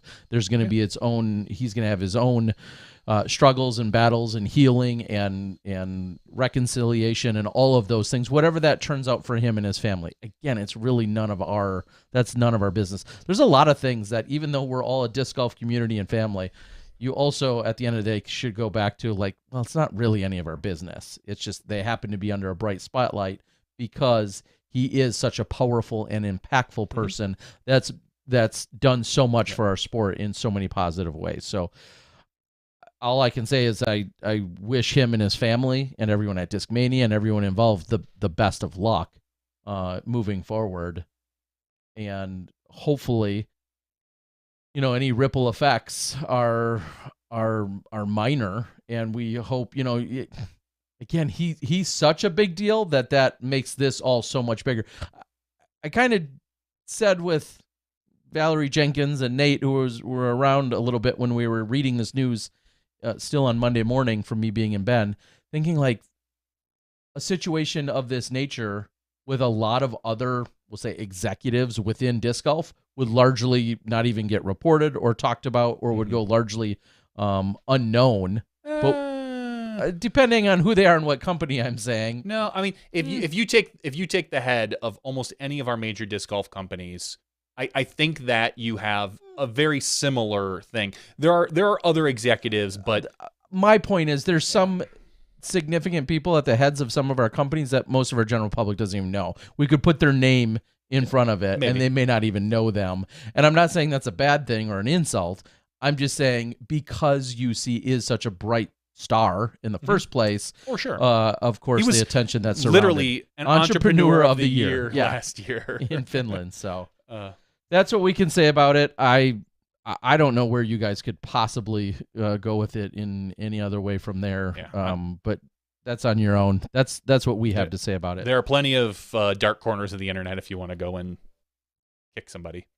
Yeah, and we've seen the memes. We've seen everything else.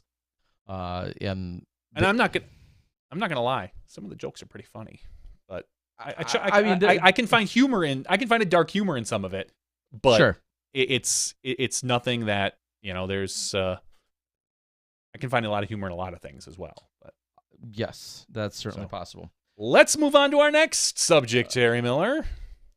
So today, there was at some point an article posted within the Emporia or at the EmporiaGazette.com. Of course, Emporia is hosting of our World Championships, which starts in 7 days. And there was a news article that was written talking about, I will quote the article's headline, which says, "Disturbance involving pro disc golfer being monitored." I'm sure plenty of you have seen it already. It was there. It was posted.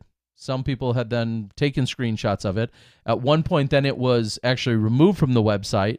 And as of us going live, it was refreshed. It was then posted again. It was available again. So now, it's out there. It's possible that the site just got hit hard It could be that, or I mean, my understanding is that there was a question as to Jeff Jacqua, who was referenced within the article, who, of course, works for the PDGA, competition director of the PDGA, it was quoted within there. Explained to me at one point, and all I can do is simply report on what I've been told.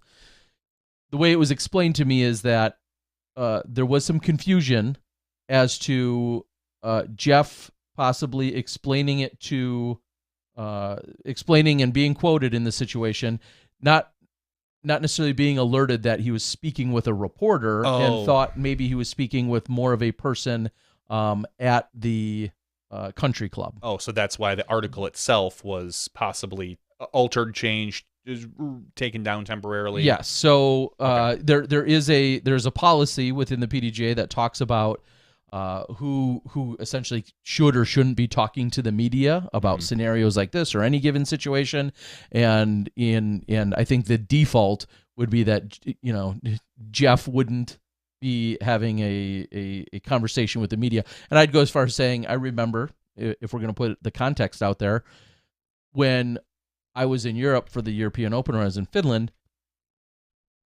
there was a conversation that was taking place about the rules infraction and possible disqualification. And at that point, it was very clear that there was a very concerted effort to speak among only the tournament officials and staff. And at that point, once everything was fully prepared and concluded, that's when it would get shared in a media perspective as to the outcome of that.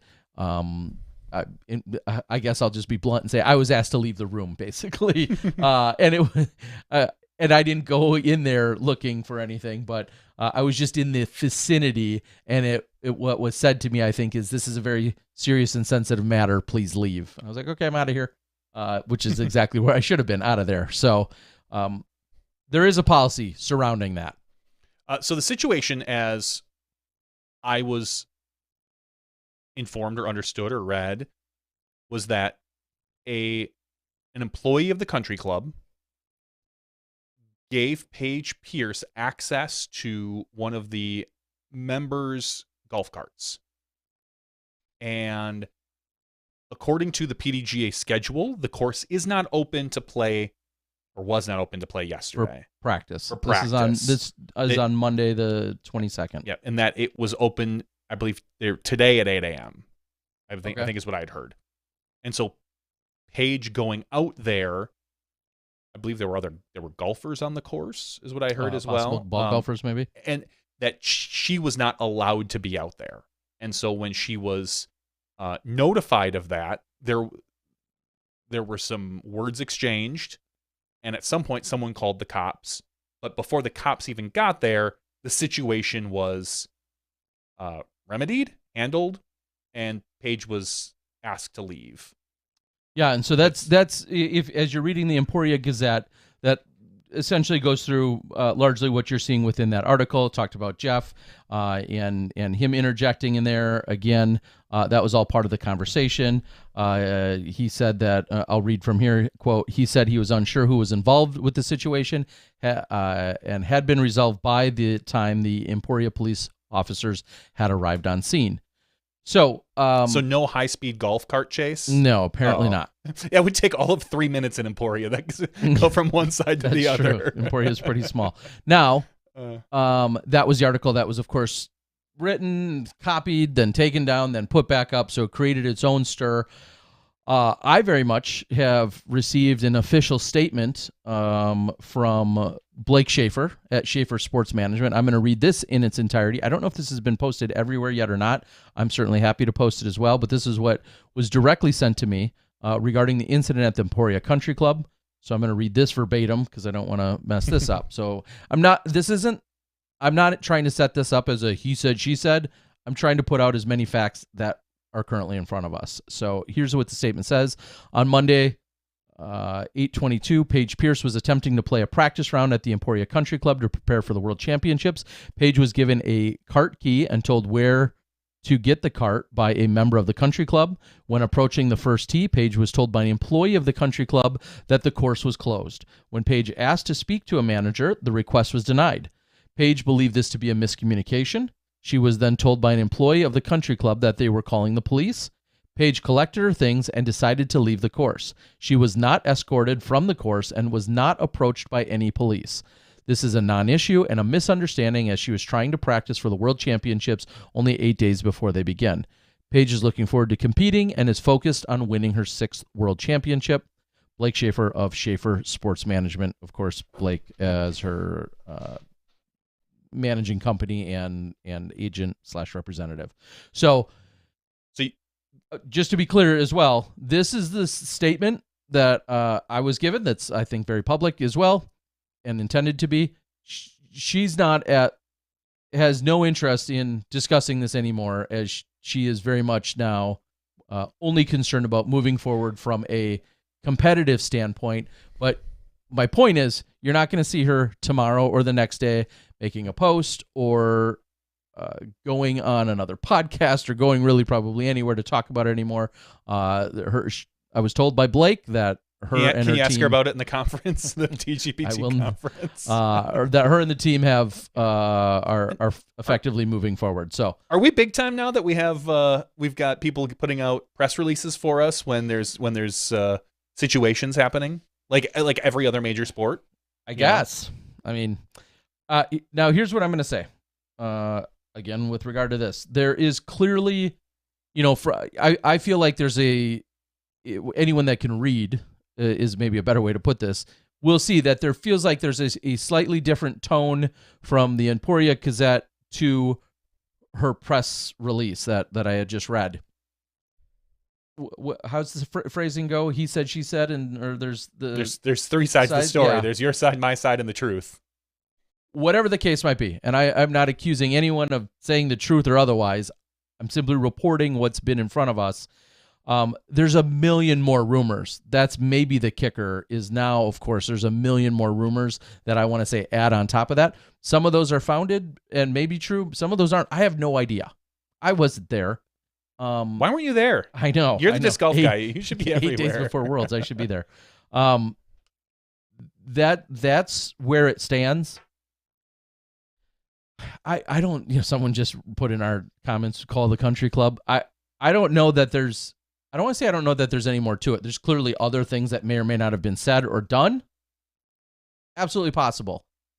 Is there any more to the story in terms of where it goes? That I'm going to highly doubt.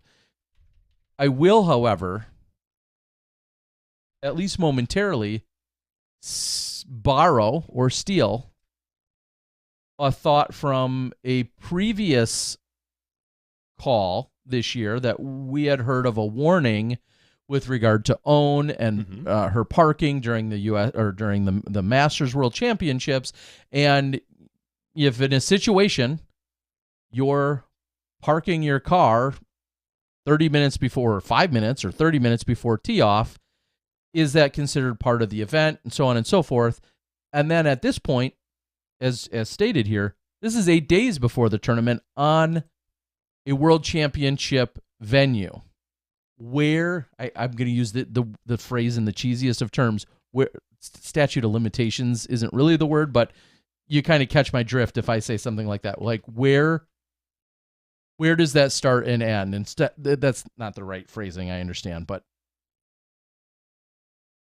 when does the tournament start? When does the tournament end? What, those are some clarifications within the PDGA rules, within the competition committee. There's bigger implications. I'm just going to throw this one out there. What if,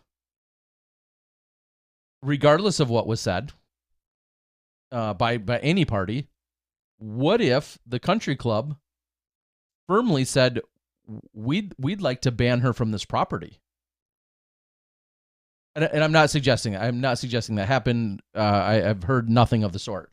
I'm playing hypothetical. What if something like that were to have happened?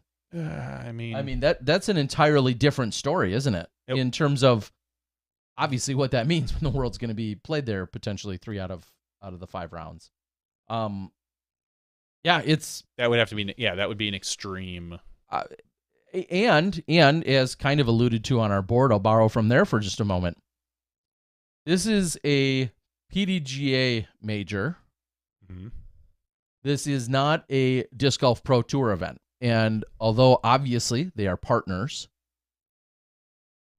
there's media rights and there's all sorts of other things that play into it. I do wonder who's having what conversations. Is someone, and again, I'm purely speculating here, has someone like Jeff Spring, for instance, had a conversation with the PDGA at this point with regard to this? I mean, it's not an Elite Series event. He might have, or he might be in the know, but ultimately, this does not involve Jeff or the Pro Tour in any way, because the Pro Tour is scheduled is there to do some assistance with maybe some course setup and media. Basically, that's it. They're not doing any officiating. They're not doing anything like that. That is all being done by the PDGA and the local, probably DD, taking care of a bunch of that as well. This isn't a Disc Golf Pro Tour situation. But again, we've said it weeks ago with the Nico incident that ultimately this could become an issue for the DGPT if something were to happen and someone were to get suspended. And does the DG at a PDGA major? Currently, the DGPT follows all the PDGA rules and enforcement of that. But there could be a day where that disagreements would happen. And I'm sure it's going to come in the future. I just don't know when or what the scenario is going to be. Nobody does. So that's life. Yeah. So I don't know.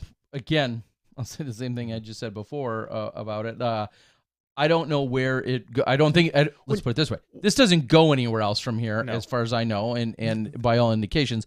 But what I will say is there has been communication with the players, and I say this because someone just asked the about PDGA sent out an email regarding the schedule of which courses are open when. Okay.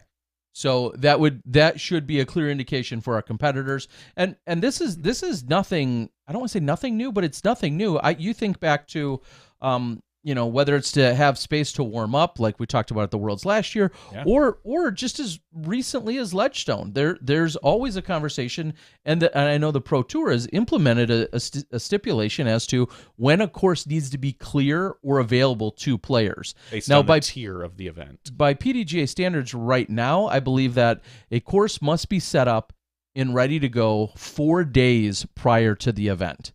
I believe that somebody can absolutely fact check me on, but I believe I was told 4 days prior to the event is when it has to be set up in and currently and I don't know if available is the word, but set up in its configuration and ready to go.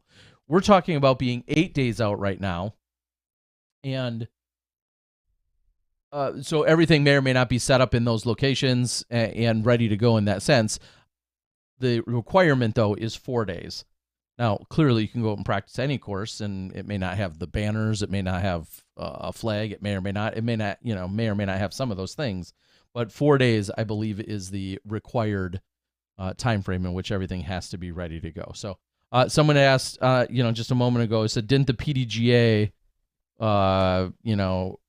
do that interview where they asked, and she said she's going to Emporia. Yeah, sure, I don't know if you're two courses there. Yeah, there's two courses there. There's a lot of courses, and I don't think the appropriate follow up at that point would have been, oh, Paige, did you just say you're going to Emporia tonight? Oh, tomorrow morning, just to give you a reminder, the ball golf course is closed. Where are you going to be at 10:59 p.m. or a.m.? Yeah. Like that wouldn't be expected on anyone's account. All the players should be fully aware of what is open when. Why Paige was out there in the first place? I don't know. Maybe she didn't get the email. Maybe she was confused. Certainly. Maybe she thought she could just get away with it. I don't know the answer. Yeah, and obviously everyone would say, well, we knew even from the broadcast that she was looking to get there and to start playing as quickly as possible. That's all fully understandable. Of course, all players should be adhering to whatever the stipulations are in front of them. Mm-hmm. I will say the other thing that I have heard that's not related to Paige, but with regards to this, is there were others also that were attempting to gain access to the course yesterday, to the country club course, which again I've been told was closed and was passed on that it was closed, and others had tried to get there. So was this the biggest situation because there maybe were words exchanged, quite possibly, or maybe not? And as it said, she packed up her stuff and she said she left. So either way, you have to understand it from the perspective as well, from the organizing committee of, hey, we have relationships. Let's adhere to the policies and standards that are in front of us as well. So that's what I can say about it. I think that's all you're going to hear Paige say about it. That's, I think, all you're going to probably hear the Emporia Gazette say about it as well. Yeah, I don't think anything more is going to come of this. I don't think we're going to hear anything else. I think that's just, cross our fingers, it's just a miscommunication. But again. And to be fair. To be fair. Emporia is a small town. I think if anything's going on, it might hit the Emporia Press Gazette, right? I mean, and it's no slight on them. It's a disc golf, town, but just in general. I mean, yeah. If I'm going to do something I shouldn't be doing next week, I expect it to be in the Emporia Press Gazette. I mean, have you really done anything unless it makes it to the Emporia Press Gazette? Okay. See, challenge accepted. See, Terry, if your name isn't in the Emporia Press Gazette for some reason next week, all right, then I will find that your week has been sorely disappointed. And I prefer if it's not disc golf related, but if it is, we'll see how that works. I gotta your get name in the news somehow. Your name and the Bourbon Cowboy should hopefully be in the same article. That's what I could get behind that. That's what I want to see. As in, I won another bull riding contest at the Bourbon or Cowboy. Something. Yes, that would be okay by me. So there you go. That's what we can report on. Same thing. I'm not here to bash any player or get into the nitty gritty of their personal choices that I may or may not agree with. That's what's been put in front of us, and clearly, I want to say I just wish the best for everybody. I do, but hopefully, as a couple of these things, and this is our job a little bit in well as the media is to talk about it, but hopefully we have less to talk about. That's not just on the course playoffs. Yes. Right? It's kind of fun. Yeah, but not if it's what's not if it's not positive. I mean, I love to talk about positive stuff too. Like, hey, look, someone opened a course or someone donated a whole bunch of money to a course.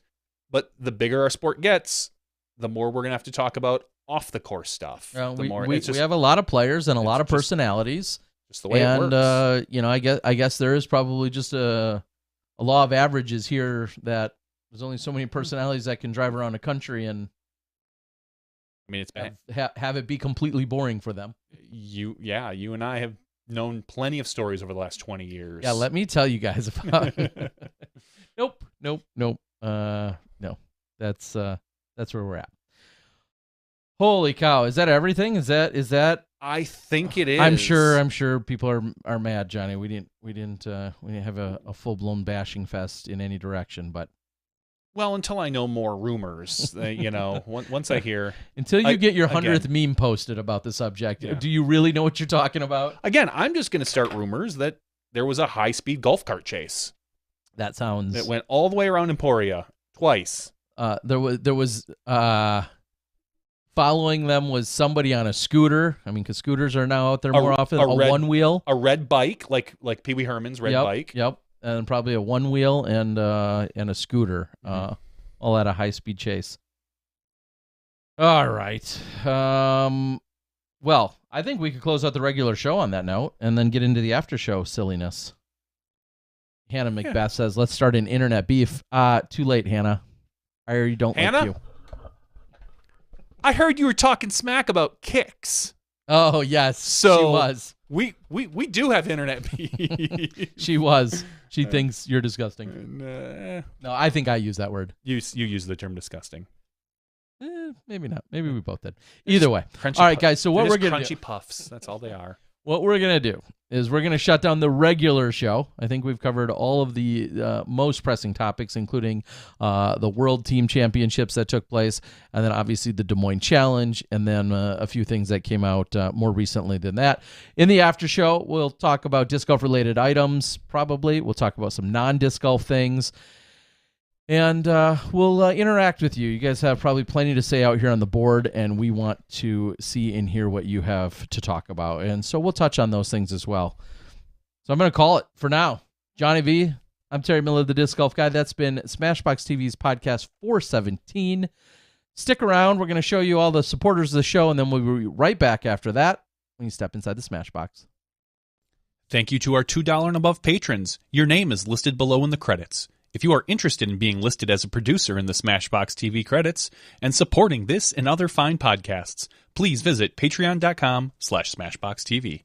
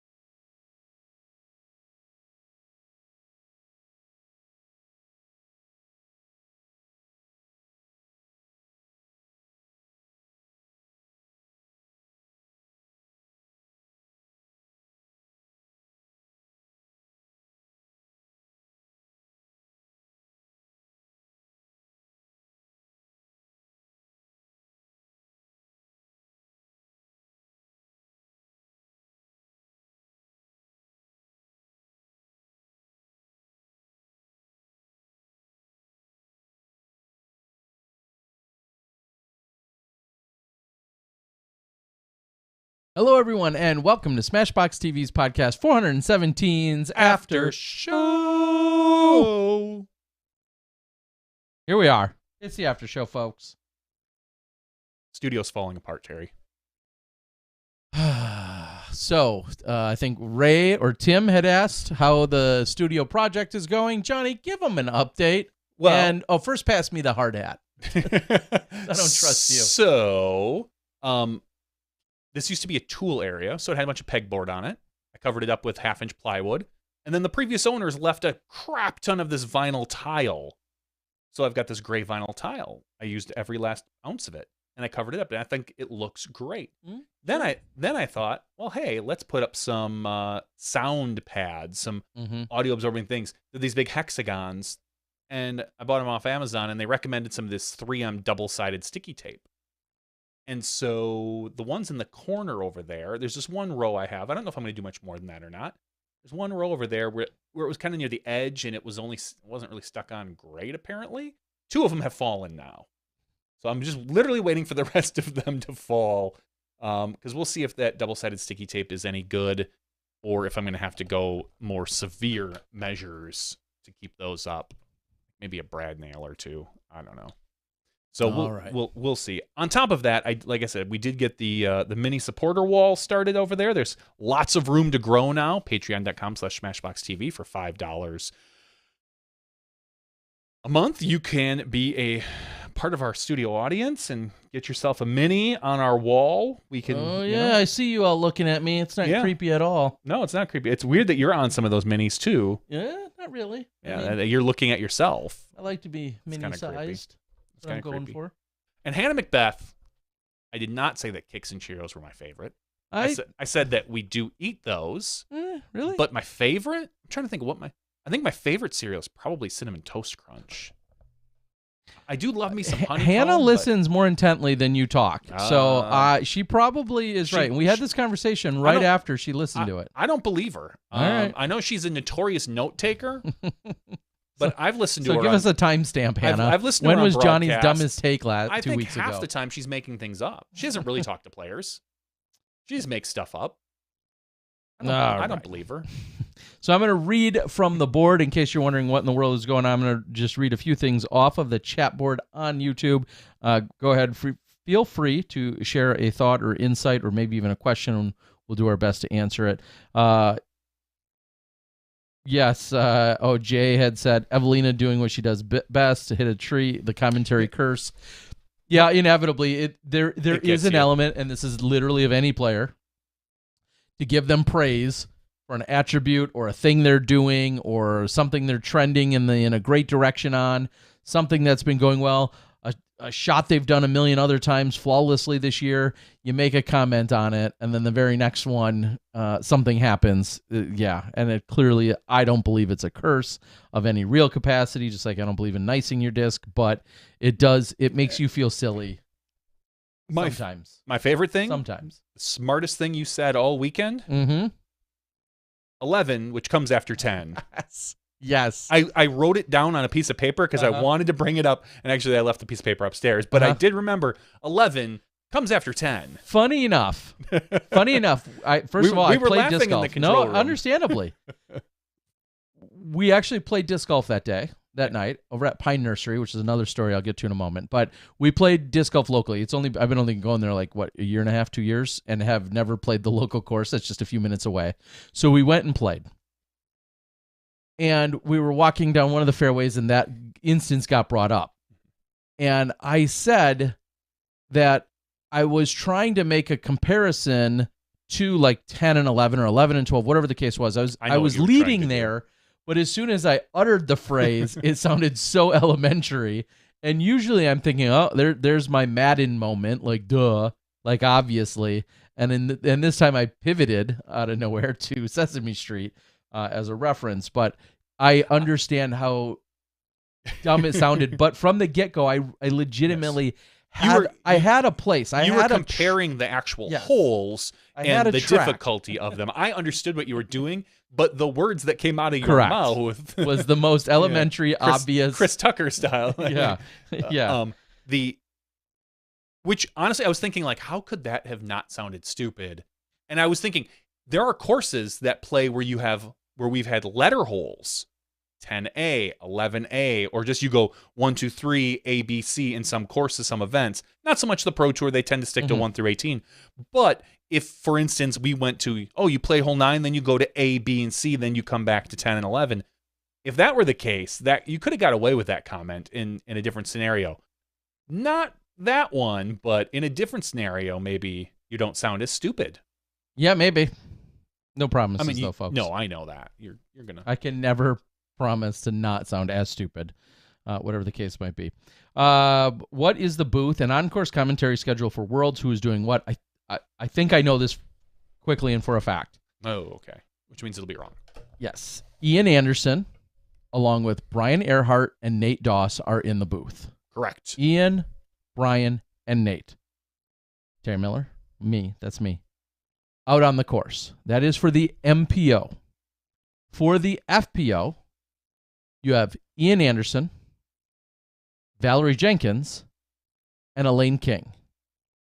Terry Miller, that's me, out on the course. So every morning, I'll be on the course, and every afternoon, I'll be on the course. And then I just laid out the rest of them. Yes, that's what we can tell you. That is what is currently scheduled for the World Championships. And I don't see that schedule changing, so I shouldn't say the word currently. But yes, that's what the schedule is. All right. Excited that I might get to do some live commentaries soon, Dust says. Correct. Good luck. Dustin, I don't know if it's even been announced what we're going to be doing. Oh, we better not hear then. Let's just move on. Let's just put it this way. You're going to have the opportunity to listen to some Dust commentary. Okay. Ray says, what was the attendance like for the first Corey Wong concert on the tour? I cannot speak to that. I wasn't there. I will say no matter how well 30,000? or poorly, it was 40,000? attended, well or not, I have no idea. But whatever the number was, I guarantee you it was less than as if the players hadn't played. Some of the MPO players hadn't played 2 rounds during that day. I think about from a spectator perspective and from a player's perspective that if you were out there in the morning, maybe you watched the MPO round, then FPO, then MPO, or you watched any 2 out of those 3, and then there was a concert, I would think that would probably feel like a long day. I can't speak, though, to the number of people that were out there. Bugatti's not being nice. I don't know what you're talking about. I'm not worried about it. Paul says, can we get Terry to shave his beard but keep the mustache? Absolutely not. Come on. No. I think You'll you can grow mark it back. You can mark my words that you will You can grow it back. you will never see me with just a mustache. Mustache and goatee, maybe some form of a beard, shaggy or otherwise, but you will never. I'm use the word strongly, and I'm okay with it. It's a strong word. Never see me with just a mustache and no other facial hair. It's not going to happen. Will you shave just the mustache and leave the beard? So you don't have like the little goatee part? No. Why not? So there's your answer on that, Paul. Come on. Come on. Will Brody win Worlds? No. I mean, that would be a tall task. Is it possible? Sure. Everyone that signs up, in theory, it's possible. Sure, but it's not going to be as windy as it was when he finished well. He's injured currently. He didn't look very good. He didn't even cash at the last event. He was limping pretty severely. But he said he was fine. He was out playing that night and the next day. I believe he's fine. I think that he just clearly has some sort of lagging injury that will possibly flare up. Similar, I don't want to say similar to Ricky's Lyme disease, but where you can see that he's not 100% healthy. It would be, the odds are astronomical. Okay. Brody to win. I'll say it's not going to happen. I'm not saying it can't happen. But I'm saying it's not going to happen. He's shown us who he is this year, top 20 guy. Yeah. For sure. 100%. Will JVD change to little round glasses? I don't think I've ever. It's been a little while. You used to have big round glasses. A lot back in there. Yeah. But not little ones. Never really had like the little round glasses. I don't think. Is Eagle playing? I assume Eagles signed up? Yes. I think Eagles playing all the majors. And is that major news? I don't believe so. All right. I'm not going. Galactic says I'm not going to bet against Paul. Ricky might be a little injured still. Eagle has been around, but will Simon too? I don't see Dickerson or Heimberg challenging. I don't bet on any of those takes. I mean, seriously, why? I don't know how you can't take the top 5 or 6 guys, throw them into a tumbler, and then like see where the dice roll out to, because any one of those guys could win. Let's be real. I can tell Ray did not watch much of the live broadcast because he just asked, has there been a world champion from Europe yet? Simon and Kristen could bad question. both do it this year. I think like 4 different times we played the highlight that showed our 2004 champion, FPO world champion, Brigitte Lagerholm. So, yeah. So yes, we have. From Sweden, she won in 2004, our only European champion. It'd be great to have her back. Last time somebody pointed me to her. I found her Instagram or something. She's like maybe a professional makeup artist. Sure. Is what I think I saw. I just think it'd be really cool to have her. Of course, it was. Just show up as coming back, and it's been. I mean, Scott Stokely's still here. Yeah. JK's still here. Not necessarily play, although it would be kind of cool. Just to maybe not this 2024. Let's make it a 20-year anniversary to have Brigitte back. Good call. Brigitte puts out some disc golf content, says Sue. Oh, that's great. I haven't. I'd have to look. I'm not following her on Instagram. Fly to Sweden. Brody has been having great first rounds. Good chance we'll see him and Paul paired up in second round. The only thing I'd say about that would be an argue against odds and numbers, because you say good chance we'll see him and Paulie paired up second round. I mean, when you have 100+ competitors and 2 guys, we'll just say both shoot an 8 under. I'll just make up a number. Their PDGA numbers are vastly different. good chance, I think, is a stretch. But yeah, of course, anything's possible. Simon Lizotte could be playing with the 103rd ranked player or the non-ranked Robert Burridge. I mean, anything is technically possible. Yes, I don't know if I'd use the phrase "good chance" though. I like Brian Greenside and Terry in the booth. Sue says it's great having Brian out there. Obviously, he's insanely knowledgeable, and I feel like I can ask him anything. Or sometimes Brian has really insightful things that he wants to share. And he graciously shares them with me, and I'd rather hear it from him. If when it's an original, insightful thought, I'd rather him share it in his own perspective rather than him just giving it to me and then me passing it off as my own. Even though that's of course super appreciative, and sometimes I do just that, but more often than not, I try to allow him to share whatever his insightful thought is. So. Eric Sterner says, PDGA tweet gone wrong. No comment from Smashbox. Yeah, we didn't talk about that either. We forgot about that little drama because it was so minor and overshadowed by so many other things. It looks like PDGA Radio, not the official PDGA website, but PDGA Radio, which is the official Twitter handle of PDGA Radio, posted a response to a Joe Biden tweet.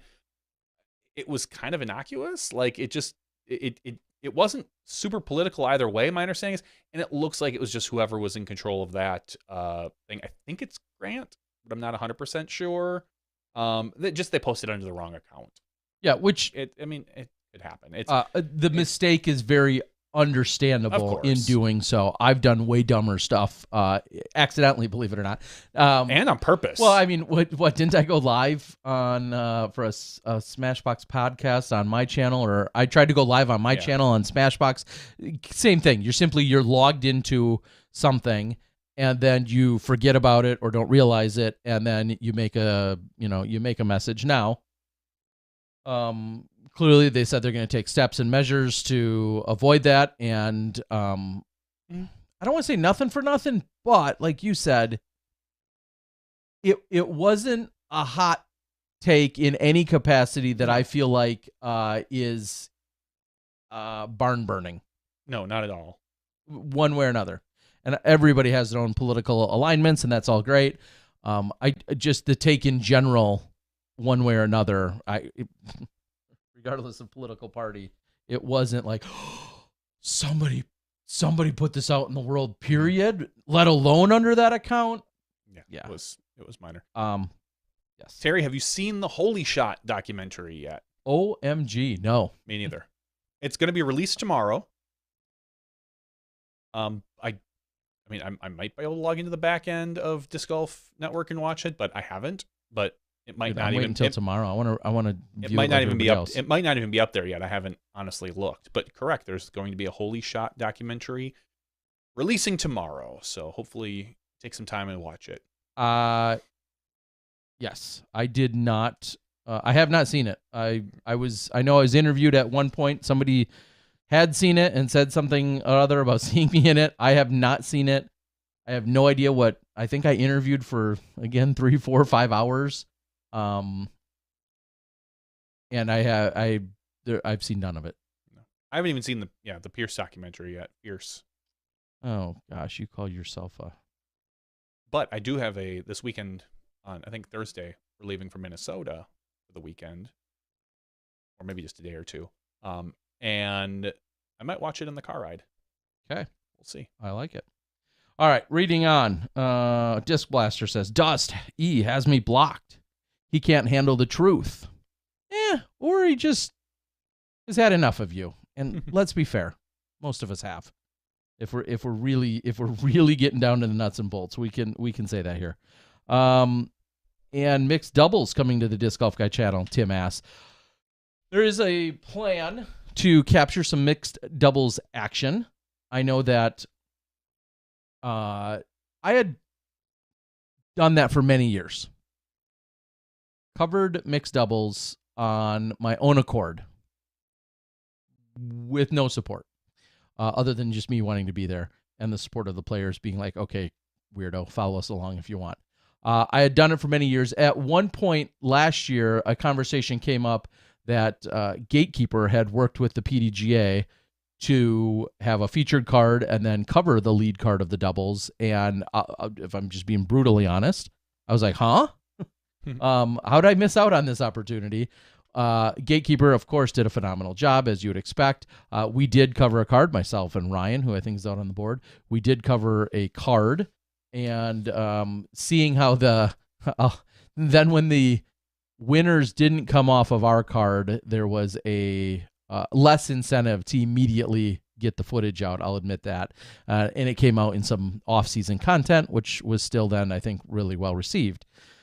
This year, I believe Gatekeeper is again locked in to working with the PDGA in that capacity, and I am looking to get some coverage of it as well. So look for that at some point.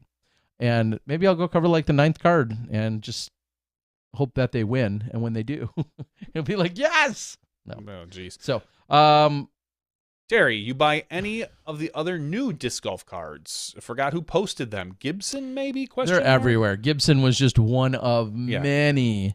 Brixton is working on it right now. I know there's some pre-sales going on.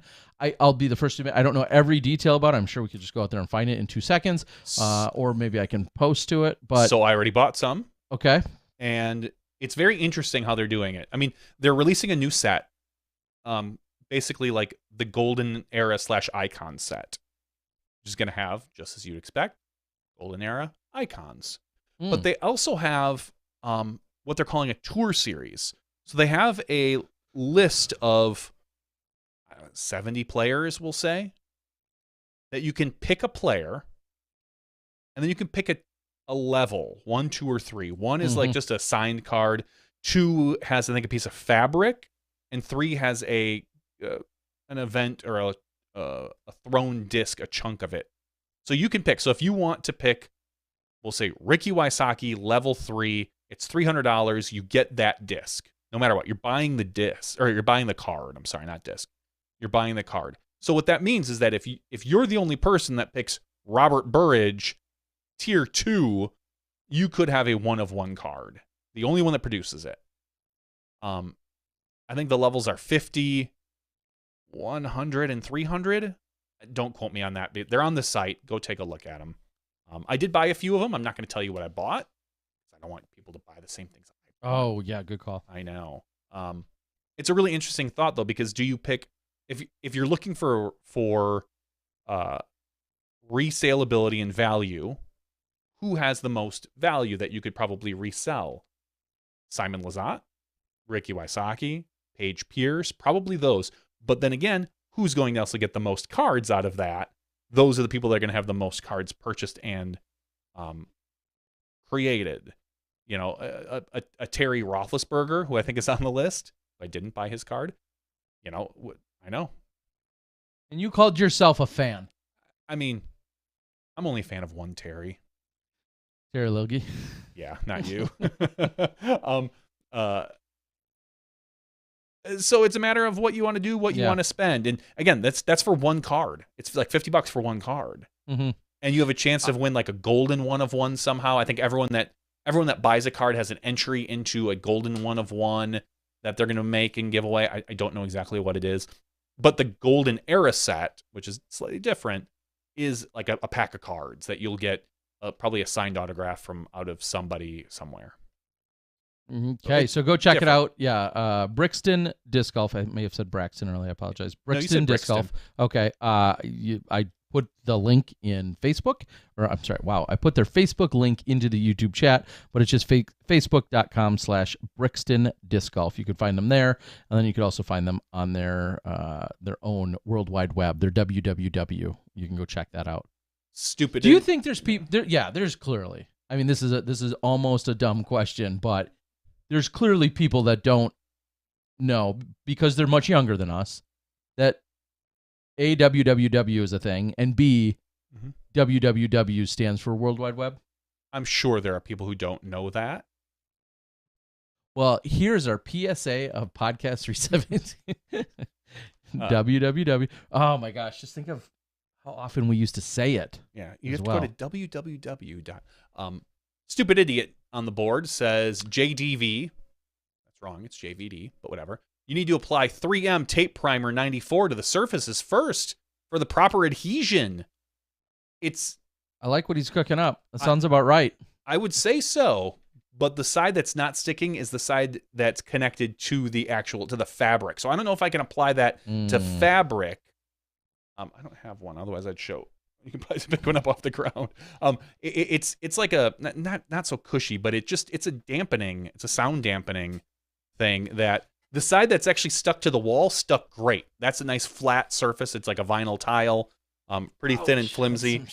But this is like a looks like your shield. Put that around your neck, like Spock. Or... It's like Pac-Man. It's like a blue Pac-Man. Yeah, that too. Or I'm gonna be sun. Yep. This is what I would use to sun. No, but this actually went around a pipe, and it was only adhered to, as you can probably see, in like 1 or 2 spots, which is probably why it fell down. So I don't know if I could apply anything to the back of this. I've heard that you can basically liquid nails or hot glue it down, but I don't want to, like, that's pretty permanent. And I don't know if I want to do that yet. I'm still waiting. We'll figure it out. If any of the other ones fall, then I'll know, because these only had 2 spots that they adhered to. The other ones all have 4. Figure it out. Don't you worry, folks. Yeah, we'll get there by podcast 710. All right, 708. I'll get it there by then. Eric had wrote, Emporia seems like nothing but long shots, no wooded courses, big arm, and putter on point. Eagle. That's who you're calling, I'm guessing. I wouldn't say that. I guess I could just quickly say no. I don't think that's the case. Let me continue to read down there. Oh, Aaron says, "What's up? Good to see you, Aaron. Hope you're doing well out there, buddy." All right, mustaches are for baseball players, and F like P stars. Okay, I'm gonna keep scrolling. Will a Kona documentary be next? Not that I know of. And I only say that because I've heard nothing of the sort. I feel like that's kind of a random pull, but maybe there's one 100% in the works. I have heard nothing of the sort. The can says, not a fan on the holy shot term, but I guess that's how it will be known. Yeah, and I can understand. You're that. Not the only one that said that. Some people I've don't heard like that it. as well. I kind of like it. I mean, you've got James Conrad, who, for better or worse, looks like Jesus. The most interpretations. The most interpretations are Western interpretation of Jesus. His initials are JC. JC. It was an amazing shot. Near miraculous. So you can understand. And his hands bled afterwards. It was really weird. And his hands bled afterwards. I didn't understand. You can understand, obviously, the connections and the conclusions. If that rubs you wrong, I can also understand that as well. I would not fault you. That's what I would say to that. If you didn't like it. I don't mind it. Step in the boxes. Terry, you buy any of the new cards? Yeah, we just talked about that. Gibson. I will buy some, and I guess as we were talking about that a moment ago, I did. I got to all the options, and then the levels. I'm like, oh my God, I could spend a lot of money here, of dollars, like very quickly, and I don't know how I'm going to restrain myself. It was honestly the best way I can word that. I don't know how or where. You can't, because I have a hard time backing away from potentially valuable / collectible disc golf things. Yeah. And these presumably being some of that. I have a really hard time. I'll be the first to admit, I don't know how I'm going to do it. How in the world I will pare down or jump on board. Part of me almost says, well, yeah, maybe I just shouldn't touch it at all, because then I won't be kicking myself because I bought this person and not that person, or I got this level and not that level. I don't know what I'm going to do. I will be honest, though. I genuinely am going to have a hard time finding that line of where I want to be part of it, because it obviously can get pricey. 100% can get pricey. I mean, my first cart when I was done said $800, and I was like, oh yeah, no, I can't do that. Like, yeah, I can't. You can. I could, but I can't justify that. Like, I could do it. And you're not a real fan. You're right. You don't like those people. I had to pare down. I went, okay, well, I don't really need this person. Check. Do I need tier 3 for this person? No, let's do a tier 2. I think I got it down to like $300, and that was my limit. I was like, okay, I'm spending about $300 on 2 of these, the golden era sets I think I got, and then like 3 or 4 of these lower end level 1 players, and just some players that I really like, and just 1 or 2 random players. Just be like, I might have a 1 of 1 that could be kind of cool for somebody. But other than that, no, yeah, you could spend, well, whatever, like 100 times, 300. You could spend $30,000 on there, and I mean, Missy Gannon could. That's what she won last year at the Tour Championships. True. Just be like, hey, you should invest. I didn't see Hannah Macbeth on the list, so all-in cards. So I refused to buy any. That's probably a good call, right, Hannah? All right, Terry, can you please get some footage of the field events at Worlds? Distance putting. Spoiler: some of that's in the works. There will be something of that nature that will be covered and provided to you guys. I've done that a number of other times throughout the years. Not always as consistently as the doubles itself, but there will be some footage and coverage of that for sure. KT would be good commentary. I'd like to know more of her past with skiing and her DG Academy, balancing motherhood with the tour. Yeah, Kristen Tatar, well, yeah, I mean, hearing her insights, knowing how well she speaks English, and then, just being able to pick her brain and talk to her about what she's doing. She's very much a student of the game and is very articulate, so she clearly would be great. Ray says, you need to do a live stream from your storage unit, unboxing old discs for us to drool on. Hey, I should do this right now. I was going to do this the other day. I received a disc the other day. This has been a couple weeks now, and I could open it here if you'd like. What is it? Do you know? Well, here's the thing. There's a couple things with this. One, there were some discs posted. This was a few weeks ago, and holy cow, a month ago now. Jeez, time flies. And it was an Ontario rock, or a couple of Ontario rocks, which is from the 90s, which are the one disc that I really, really go seek out these days and have for the last 20 years. And I was like, I don't think I have that stamp. Are you sure that's an Ontario rock? Da-da-da-da-da. There was a big, long, then follow-up conversation to that. And I'm like, I don't think that it is. And we basically agreed that, hey, why don't you, I'll buy it. We'll pretend that it is. And when I get it, I'll try and confirm if it is or is not. Because I've never seen that stamp and color or that stamp combo. Shouldn't it have that year? Shouldn't it have on the bottom? Not necessarily. No. In the mid-90s, remember, in the mid-90s, there was only one kind of plastic. And they weren't stickering discs. Often they were just handwriting things. And sometimes, depending on what time in the 90s, they were taking a rubber stamper and sometimes putting that on the bottom of a disc. I'm talking Innova in this case. So he had the little stickers. He had sent me this disc, and immediately I cringed a little because I was like, oh my gosh, you paid literally double what you should have for shipping. Why? Because he didn't use my disc in a box. And it's not even meant to be legitimate a plug, but it's totally true.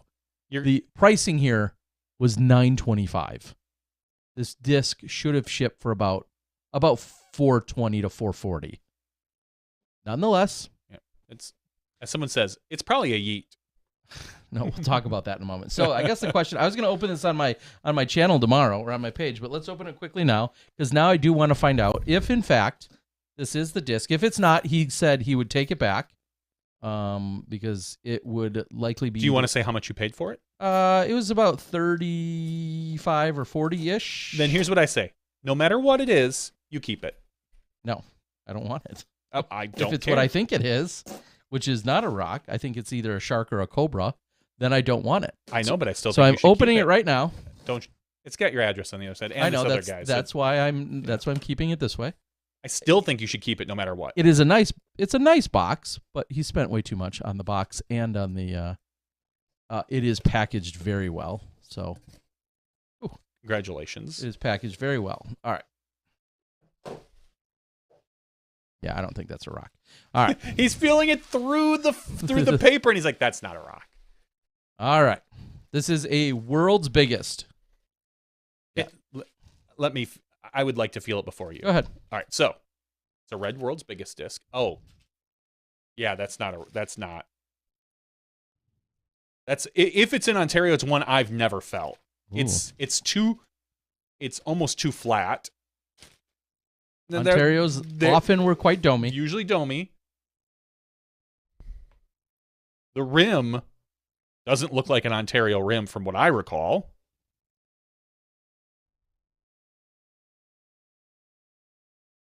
It's Johnny. For your audio listeners, Johnny is currently inspecting this. It does say Frisbee. Ontario, California, but that doesn't necessarily mean it's Ontario rock. No, just Ontario is the city in which it was molded at that time. Yeah, that does not. I'll say this: it doesn't feel like a rock to me. Yeah, this isn't an Ontario rock. No, I'm absolutely positive of it. That is not. Yeah, it's been a while. It's probably been 5 to 7 years since I've held an Ontario rock, but that does not feel like one. It feels more like a Cobra. Yeah, I am almost 100% certain. Well, yeah, I'm certain's a big word in this case. It doesn't feel like a shark either. No, it's not a shark. It is a. I believe it to be a Cobra or something else, but it is absolutely not an Ontario rock. So, and this is stamped, or it has a stamp of World's Biggest in 1992. And there's a whole nother, I mean, if you can do the math about San Marino rocks versus Ontario rocks, if you're looking for the profile, the math didn't check out to begin with, but we wanted to be absolutely certain. And I am now absolutely certain now that I've opened it. So that has sat at my house for a month. So I apologize to the gentleman that sold it to me because I said I would open it and we'd confirm, and I hadn't gotten around to it. I've actually carried the box with me a number of places, meaning to do this, and I finally have done it. And unfortunately, it's going to go back in the bag, and I will. Carney Schultz says Cobra 100%. Yeah, I will offer to return it back to him, and that was all part of the arrangement and agreement of the attempt. So disappointing. Disc Golf Unboxings here on Smashbox, a new segment of the show. I'm telling you, I know I've talked about this. There is 100% going to be some form, whether it's on Instagram or on my YouTube, there will be some form of like a mail. Everybody does mail call Mondays. I don't want to quite call it. It's not going to be called that. Oh, that's a thing? Like, yeah, that's very much, especially with influencers. Yeah, mail call Monday is really a big thing. Or just mail calls and unboxings. Yeah, unboxings, I know. But yeah, especially when, influencers or celebrities or whatever, they just get a ton of free stuff just sent to them. Yes, that's not the case for me. I like that. That's not the case for me. These are things I've bought, but so they're not just being sent to me for free. But I literally have boxes, like dozens of boxes of things I've ordered, and then I don't get around to opening them because I don't need to. And then you forget what they are. Well, it's usually a collectible type item. Sure. And so it's like, well, I'm not going to open it and be like, okay, and then I'm going to put it right back in the box. So it often just sits there. So I'm going to have a series of just me like, what's in this effing box kind of series where that'll be it. I'm just going to open it up, show you what I got. Some of them are years old. There are boxes in my office right now that just keep getting stacked and stacked and stacked. Mm-hmm. And I just want to open up and share whatever it was that I ordered. So that'll be a series at some point. Smash unboxing though is clever. Pretty good. Clever. All right. Commentary T-Dog, not documentary T-Dog, not commentary. I don't know what you're talking about. I missed something. Terry, where have the after shows been? I was like, I put out after shows, but you're talking after. No, it's a fair question. Your after event summaries. There's a fine line when I'm at these events of if there's other things going on. Like, I'll be the first to admit, I want to enjoy my time at an event, and I'll use a great example, someplace like Ledgestone. I was busy sun up to sundown, and to finally get back to the hotel room to then start a show at what would be maybe 11 or midnight or 1 or whatever, depending on what I did, that seems like it's not going to be worth it. So, I guess depends. But so there's a fine line with these shows. And then I was thinking about this weekend, for instance, and it's a little different when I've been on the mic for eight hours of doing the commentary and being a host. But to do it on the West Coast this weekend, like I feel like it would have to be done so early in order for anybody else to be up on all the other time zones. So when I'm out in Bend doing it, and I really like to do an after show more so when I'm actually physically at the event. I think hopefully I'm going to be the most insightful at that point, although I make no promises on my insights. So long story short, maybe you'll see some from Worlds. I'd really like to make that happen. Well, I'm only covering MPO Worlds, and depending on what's going on, maybe I'll join you for some or something. I'll invite myself. Don't worry. Yeah, that sounds great. I would love for that. I'll have a competing show because I have all the highlights. Whatever. Yeah. I will be. Do we know? You don't know. I think you just said this. I'd love to know more details as to when the documentary actually drops. And the Holy Shot one? Yeah. Tomorrow. Tomorrow. That's probably midnight tonight, maybe, or 8 a.m. tomorrow. I don't know the exact time, but I don't either. That's what I was just gonna ask. I have not seen, other than the trailer, I've seen exactly 0 minutes and 0 seconds of it. So I had no sneak peek. I think maybe we could have got one if we really wanted to dig for one, but we didn't. So we'll be seeing it as fresh as you will, and then some. Reading up on the comments, somebody said Terry hates corporate. I don't know where that comes corporatism. from. Is what? I don't know if I do. I don't think you do. I hate some corporate, but who doesn't? But I don't love all corporate, so I don't know. Somebody asked, this is a valid question, asking about yeets and yeeting. And I know I made this post on Reddit, but I'll paraphrase here, which is, clearly Hooligan Disc is a supporter and sponsor of the Disc Golf Pro Tour and the Disc Golf Network. Therefore, there are what we call activations or reads or commercials or ad spots, ad drops, whatever you want to call it. They're, I guess, all similar. Part of that is discussing their disc called the Yeet.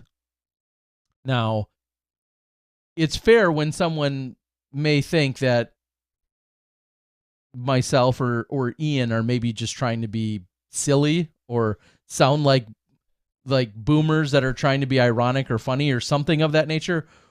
We're not. And I'm good with, I mean, that's their company and that's their name of the disc, and that's intentional in which the way they're setting up those ad reads. And I'm good with that. And it's funny though that people want to get so mad at us as people for doing said ad reads. The whole thing that I think Hooligan Discs wants is for people to have fun with it. And to talk about it. Talk about it. I mean, so when you are a boomer, you're not really a boomer, you're a Gen Xer, and you say yeet, and the whole point is, we usually coordinate. Okay, hole 2 is going to be the Hooligan Disc hole or whatever. That's where they have to throw it far, so they're going to yeet it. Please mention yeet. Like, oh, he really yeeted that disc, and then maybe you have a little fun with it. That's what they want, clearly. Exactly. And it's not just you trying to be overly, hey fellow kids, how are you? Have you guys tried the yeet? So I just want to make that perfect, and maybe that is clear to some of you. I feel like it's not, because there's so many people that love to get really mad about it, and I feel like you're taking it all too serious if you're getting mad about it. You shouldn't be getting that upset about it. It's all in good fun, and it's all part of their overall marketing scheme and structure, branding, all those things. All right, what else do we have on the board? I don't know why I not can't too much. Man, are they letting you down, Johnny? What, the board? Yeah. No, I think we've talked about a lot of stuff, and I guess we have. The internet is silly. You guys do great with it. Elaine's yeets are the best. I don't think I've heard Elaine's. I don't think Elaine has pushed the yeet yet. She might. David John asks, also, where is the DGPT Pro Tour final finale? Somewhere in Charlotte. Maybe you know more. I don't know. Maybe they know more. I know it's in Charlotte area. That's all I know. Didn't Zach Melton say he'd do one? Yes, he did. In fact, Zach Melton was hounding me about being part of it. And if we're being... Got to be honest here. Yeah. Transparent is a great word. I guess that's another phrase for honest. They were staying 45 minutes from where I was at Ledgestone. they being Zach Melton and Kelvin Heimberg in this case. So it was not conducive or that practical for them to be coming over to my hotel where it would have been all set up for them to do it and da da da da. So that's where, again, I say it's so situational. When you're in a city like Emporia or maybe Jonesboro or something where clearly the players are likely to be much closer to one another, that's going to also get factored in as to if I'm going to have any guests or not. When will the PDJ release next year's schedule? That was the other question you had asked. Usually I think in like October-ish? October, November-ish is when the schedule comes out. And obviously not everything will be released on it, but I'm sure the majors, if they haven't already been announced, the timing, but majors and Elite Series all majors and Elite Series will likely be on the very first draft. And then within a month or two of that is when A tiers and then B tiers and so on and so forth kind of get added. Yes, Jay Tyrus says, Urban Dictionary, yeet means throwing something very, very, very hard, very, very fast. Yeah, and or some variation of exactly that is how you really need to yeet that disc, or he just yeeted, or, yeah.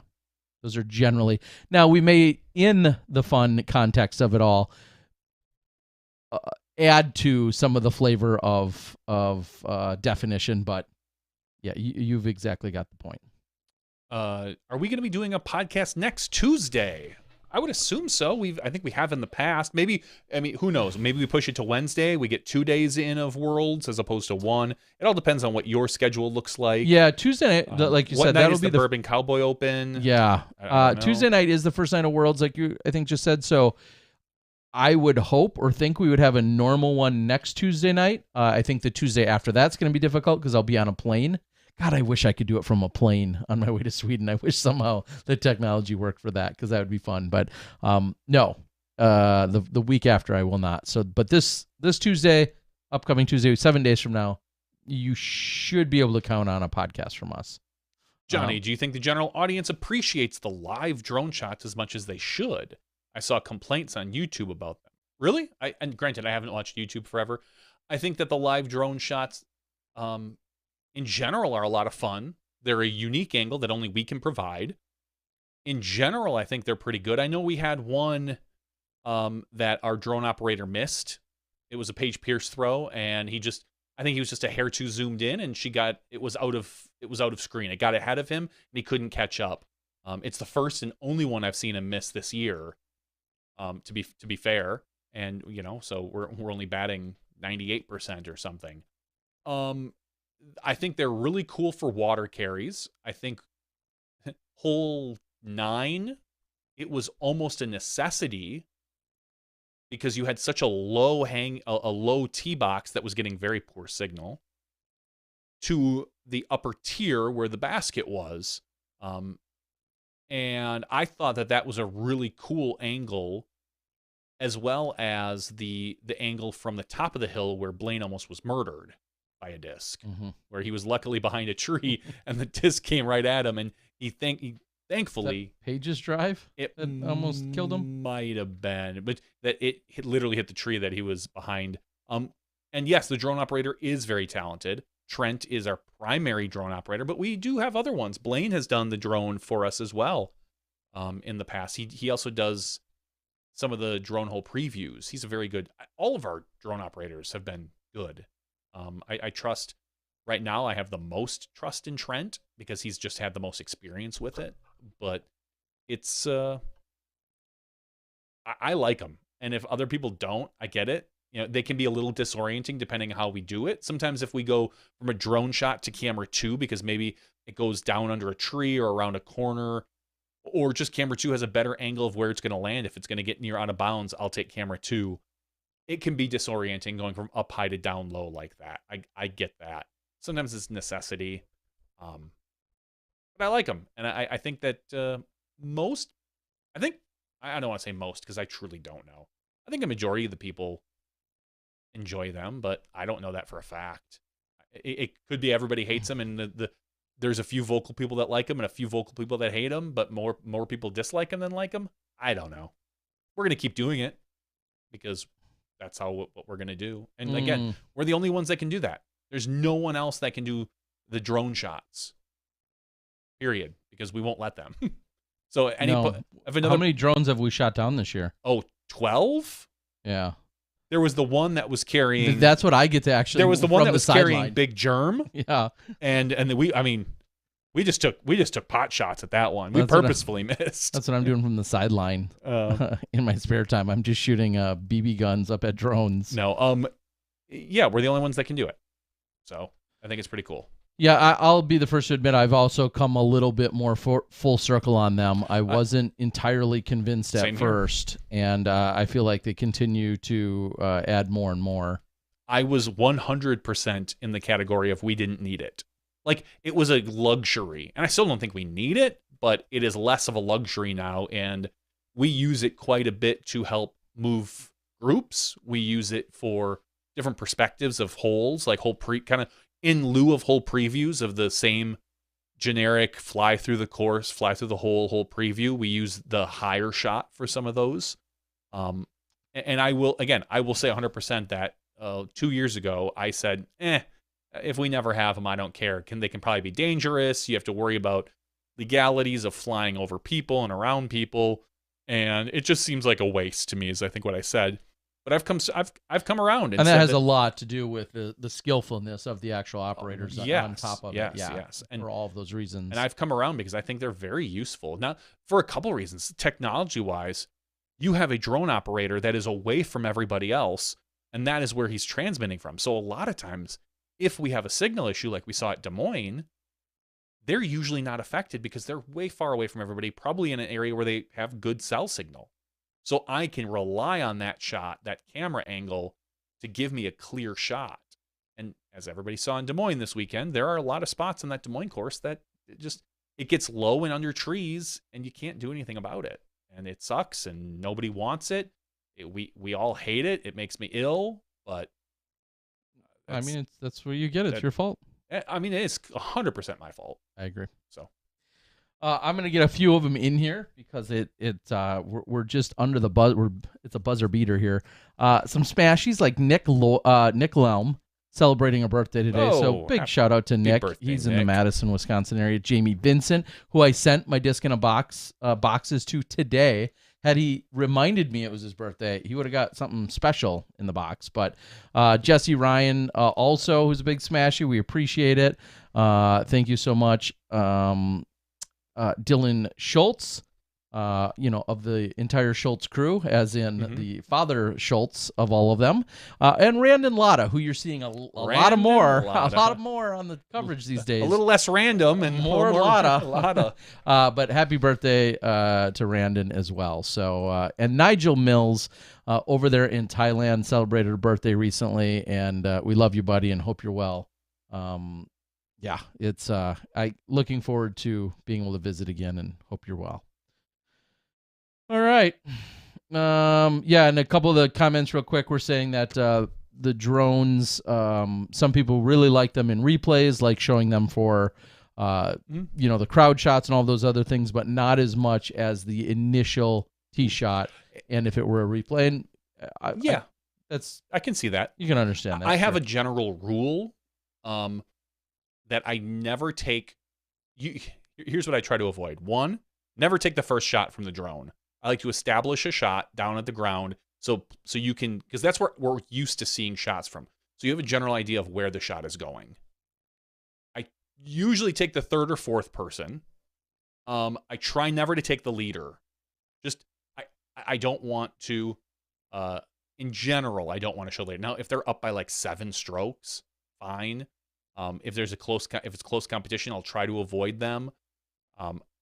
If I take one, it's probably going to be from the last person on the tee more often than not, just because then the drone after the move can sit there and just pull out and show everybody, or we've got a chance to cut to somebody else. It's the same way I feel about when I do like what I call a 3-2, where I don't show the behind the shoulder shot.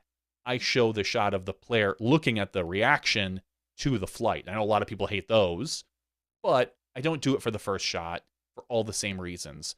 Usually I try to do it on wider open shots where congratulations, we've all seen a disc fly 1,000 times. I want to see the reaction on the player after they finish yeeting their disc. Mm-hmm. I mean, that's their yeet You need phase. a yeet drone shot. I do. So it's yeah. I get it that people like him better in replay, and we could do that, but there's something more fun and exciting about doing it live for us. There are certain things that, as Mo always says, produce for yourself, like what we did with the Matty O and the Drew Gibson thing. We saw Matty O do this high kick, and we were all kind of chuckling, and it made us think about Drew Gibson. And so we pulled up the Drew Gibson thing, and we went back and forth, and everyone in the control room was in tears laughing. We were laughing so hard at ourselves. Other people may not have found it funny. It doesn't matter. It didn't matter to us. Produce for ourselves what we want to see, and we'll be happy, and we'll keep doing it. So, And yes, Carney Shield, drone guys are usually huge nerds. All of them. Almost everyone that digs in. That's why I'm terrible at flying a drone, because I'm not a huge nerd. I like where you're going with this. All right. I like when you pull up our list of possible Patreon winners, Johnny. Why don't you get that all prepped and ready to go, so that we can start getting to our giveaway, and then we can start wrapping things up. I am curious, though, if you would put it in the chat, assuming you're watching live here on Tuesday night. How many of you am I going to see at the World Championships? That's the next good question. Now, it could be on the course. It could be at the Bourbon Cowboy. It could be at Jimmy John's, maybe. No, I won't go there. I don't know. That's what I want to know, is how many of you will I see at the World Championships? Put that in the chat if you're watching along. We should start every PDJ broadcast with Drew falling over. You're not wrong. I think that would be enjoyable. Tim says Simon, Player of the Year. Obviously, there's... I don't know where those stats and details are. Actually, I do know where. I should go look them up every once in a while. But clearly, he is putting himself in that conversation. But there's a lot of big golf to be played yet this year. 2 majors, DGPT Pro Tour finale, 2 playoff events. I mean, of course, it's easy to speculate a little bit now, but there's just so much golf that needs to be played. I mean, just think someone who's only finished on the podium a few times could run the table, so to speak, and clearly they could be it. So tough to tell. Good morning from Croatia, Dinko. How you doing, buddy? Big thanks for having Mark on and sharing the news of Team Worlds. Yeah, go back. We talked to Mark for a good 45 minutes, and nothing but love and praise for you and the team, Dinko. So nice work out there. Ray says, how much has Mo helped evolve the back end and production of DGN? It seems the number of bank shots and the flow of the show has improved lots over the last couple of seasons. Okay. Ray, is that just Mo's second login? Is that no? Of course, Mo's burner account. There's been. I mean, we could go on for hours and we won't.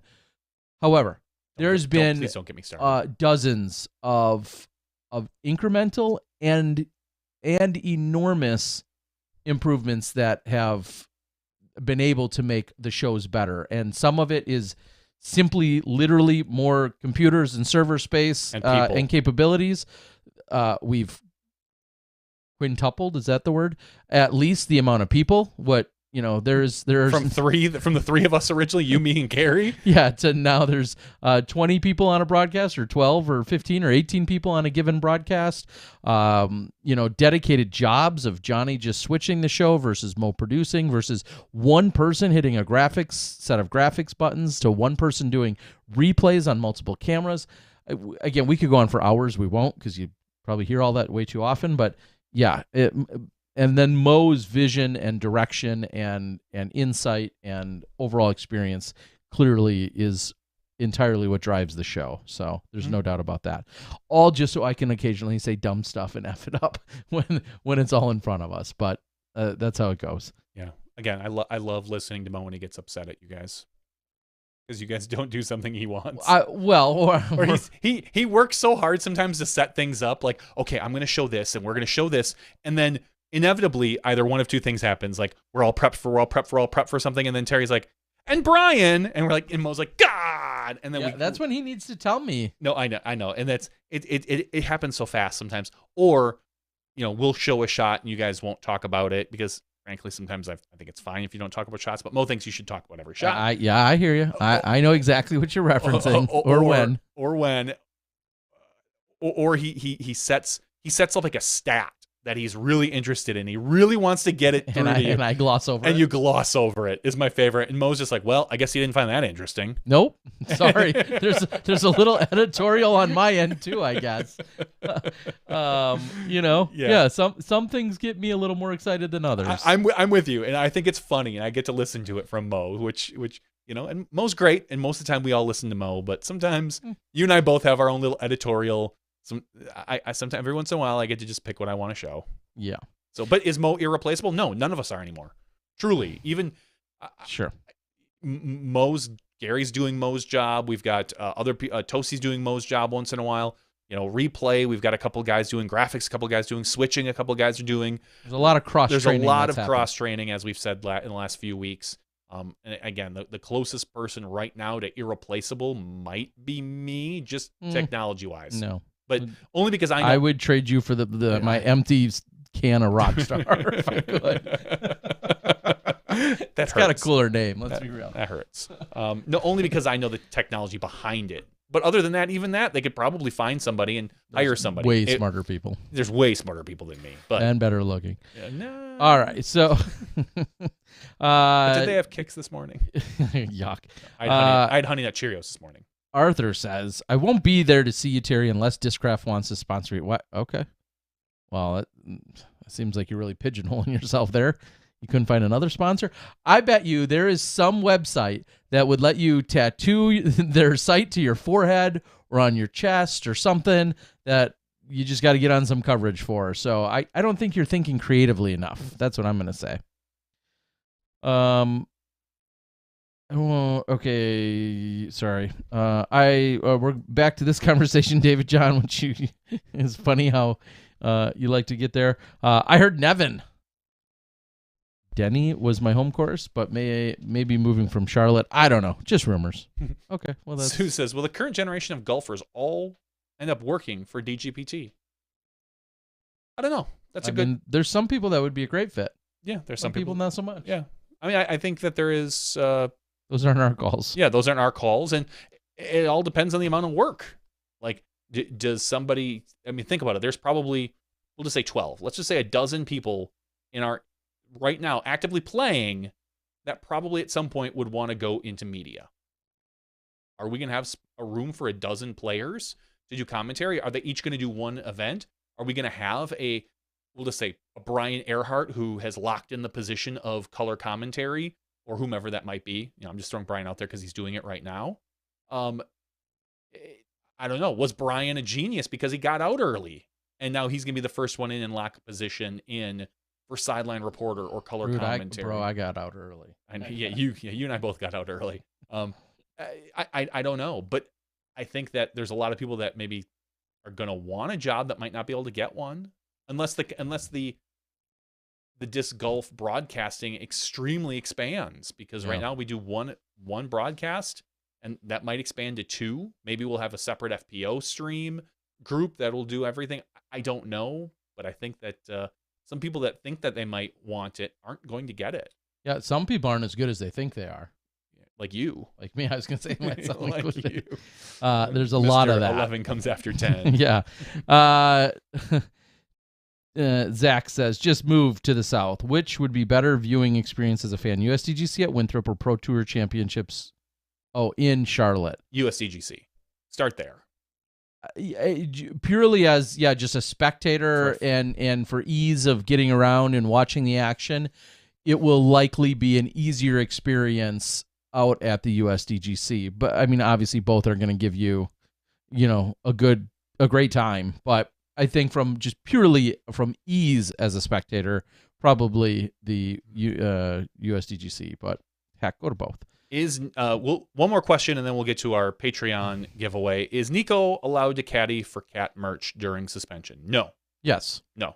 Yes. No. Why not? Because he cannot Oh yeah, okay, I missed. You Okay, can't be a support person when you are currently suspended. I apologize. I was thinking back to initially when people had asked that very weekend, still in Europe, if he could be at the course. Yes, and the before answer, he could. First of all, he wasn't suspended then, but even if he was, he could still be at the course. Yes, because it was a public park, and Yes. you are allowed to be at a public park. Yeah. So Nothing I stopping him apologize. from, and there's nothing stopping him from being a spectator or hanging out Yep. at the course, anything like that. But he cannot be a support person for another player. And when I say support person, we mean caddy / scorer or whatever like that. He cannot do that during his suspension. So Ray asked, "Does everybody get along behind the scenes with DGN? Any drama you don't mention amongst your team?" Yeah, I'm sure there is. There's a ton of trash I want to talk. No, come on, that's a silly question. Of course, we all love each We're other. all bestest buddies. There's never been an argument or a discussion ever. Never. I mean, we've You never hear been, the dumb shit Johnny There's says? You don't never think been a that disagreement radiates ever. permeates throughout the Ever. rest of the crew? Yes, everybody. All right. Will the current generation? Yeah, you just asked that. When will you be in Samui? I'll be there in the end of January into the beginning of February. I know you say you owe me transportation. I'm more than happy to have given you that ride in 2018 Am Worlds or 19 Am Worlds. I will be getting a moped, which I will very excitedly be zipping around the Don't die. island of Samui. I hope to not die, and I know you're not a fan of those, but I absolutely am. So Who, him? yeah, David John's not David- a fan of the mopeds. Oh, In Samui because Yeah, it's dangerous. Sure. It's legit dangerous, of course. It's a lot of things that are dangerous, and I'm in a moped for life. As you're known, a man of danger. That's yeah. Patreon.com/SmashboxTV is where you can go to sign up for our weekly giveaways. For as little as $1 a month, you can be eligible for this giveaway. If you give more, you get more. $2 gets your name on the producer list. $3 gets you access to our yearly giveaway disc, which Terry is supposed to. Yes, which are in the car. Oh, nice, perfect. Because I've only brought them here like 3 other times and then not handed them to you. off to me. Excellent. They're in the car. Don't let me leave with them. $5 gets you a Studio Mini here in the thing, and the $10 is the clothing level. So if you are interested in any of those, please go to patreon.com/smashboxtv. Because of you, we can continue to do this podcast without any advertising, even though we would take advertising. I mean, honestly, come on, people. Throw some money at us. And we can do cool things like upgrade the studio that didn't cost me a lot of money because a lot of the stuff was already here. Even the plywood was here. The old people left it. It was great. The only thing I had to buy was those sound things that are falling down. That's now. yeah. So That was a awesome. sound investment. Great Heyo. investment, Heyo. Anyway, Sound installation. 172 people are eligible for our giveaway this week. Terry Miller, I need to know, what number do you want? Ooh, the number. 4 holes on the playoff. We're going with the 4th number. 4th number. Oh, that's just out of nowhere, 104. folks. That's just off the 113. dome. I'm just thinking of these ideas. 25. Higher or lower than 25? Higher Terry? than 25. 1. Damn. 1. Sorry for blowing up people's eardrums. We got the number 1, people. I've never Going seen for that number 1 spot. I've never seen the number 1. Hold on, let me. You've seen the number 1. No, I've never literally ever seen the number 1 before in my life. I've never seen random. How were they sorted? They were sorted. They were sorted by first name today. All right, so Aardvark Aronson is going to take it. So no, it's actually Ace Run Productions. Hey, love it. Ace love Run it. Productions. You win today. That's awesome. Congratulations, number 1. That's fantastic. All right, Ace Run coming at you, buddy. We've got some special giveaway. Maybe I'll even hand it. I will hand it off in the studio. It's scary. I know. I will hand it off to you at the World Championships, probably. Great. I'll see you in a few days. Great. Actually, today's giveaway was just a hug. Oh, It was just a double hug. Then guess what, guys? Everyone on the team's getting a special hug. It was an special extra one. long, awkward hug, though. Yes. So those are my those signature. are your signature. My hugs. signature Sunstein Law patented extra special, extra Yeet long, hug. awkward hug. Reach out to our friends at Sunstein. Terry Danger, the Miller disc golf guy coming. David John, I introduced to my neighbor. He just brain drained of blood, almost died. Okay, you can. accidents happen, and I'm sorry that it happened to your neighbor. There's like a number of deaths that take place every year of moped related. Wear a helmet. Yeah, Here. I will. Good. That's all I care about. And wear a helmet.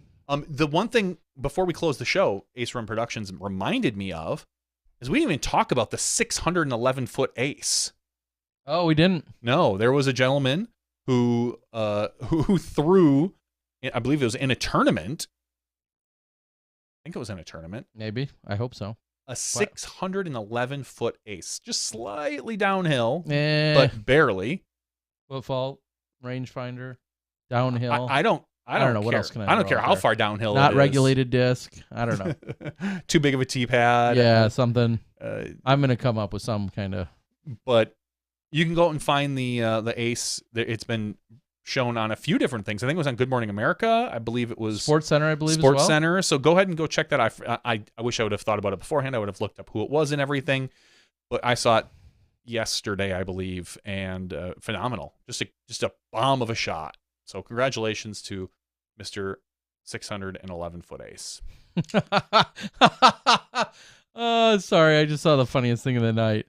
Until video, this comes in from Danny Hollis. Danny.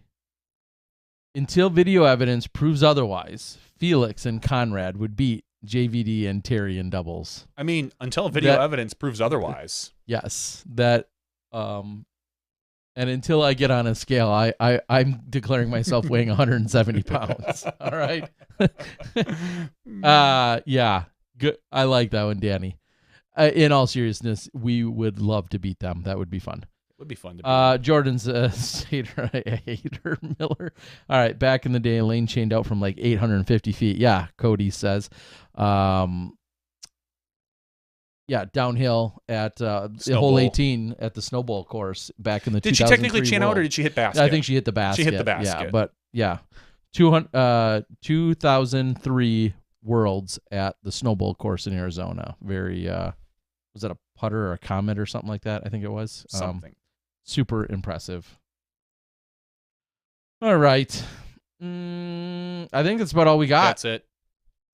Oh, no, that's not it. Oh, 'cause geez. This really, I know is going to be impactful at this moment. I will be reminding you guys. I made the announcement officially the other day, and I'm going to say it again. I'm super excited. The Skellefteå Disc Golf Terminalen taking place in Sweden. I'm going there after the World Championships. I'll be in Sweden doing some post-production for their Swedish Disc Golf Pro Tour event. Super excited to be a part of it. We're going to work on a custom stamp and some discs and be available. There's talk of helping out if anybody, one or two of those people there nearby need me on their podcast. I'm happy to help out in any way I can, but there to cover some action and really looking forward to it. That's the week after the World Championships. You're going to hear me blather on about it because I'm super excited to be going to Sweden and being part of that. So After recent news, I can understand why. I just am saying I'm excited to be there and committed to working on that event. That's and awesome. also, I'm excited for you. working on a couple details. There's going to be at least one flex start in Oregon between the GMC and the MVP. Oh, cool. I'm going to stay out there because it doesn't make sense to turn around and come back for 2 days to then turn around and go right back to do more in-booth stuff. So at least one flex start is going to be taking place. I'm working on a second one in a different city. So there may be 2 weekday flex starts that I'm excited to potentially put on. Those are in the middle of September. We're looking potentially at the dates of, I just want to throw it out there, September 19th maybe, and the 21st. The 21st is almost for sure happening at the Pine Nursery course in Bend, Bevel, just down the road. And the 19th, I'll get you more details on. We're working on something to happen somewhere around there as well. But that's what I'm working on, and I want to make sure I share that with the world. And next week, I'm going to have big news about another special, really unique product that you'll be able to get from me that I'm working on as well. Fantastic. I'm looking forward to it. So much goodies. Guys, we're going to call it. We appreciate all of you for joining us. Somehow this went another 3 hours. I don't know where the time goes, but here we are. So thank you. For Johnny V, I'm Terry Miller, the Disc Golf Guy. That is It's your own Smashbox fault for TV's watching us. podcast 417. Don't encourage us. It only gets worse. We'll see you from the World Championships next week after round number 1 when you step inside the Smashbox.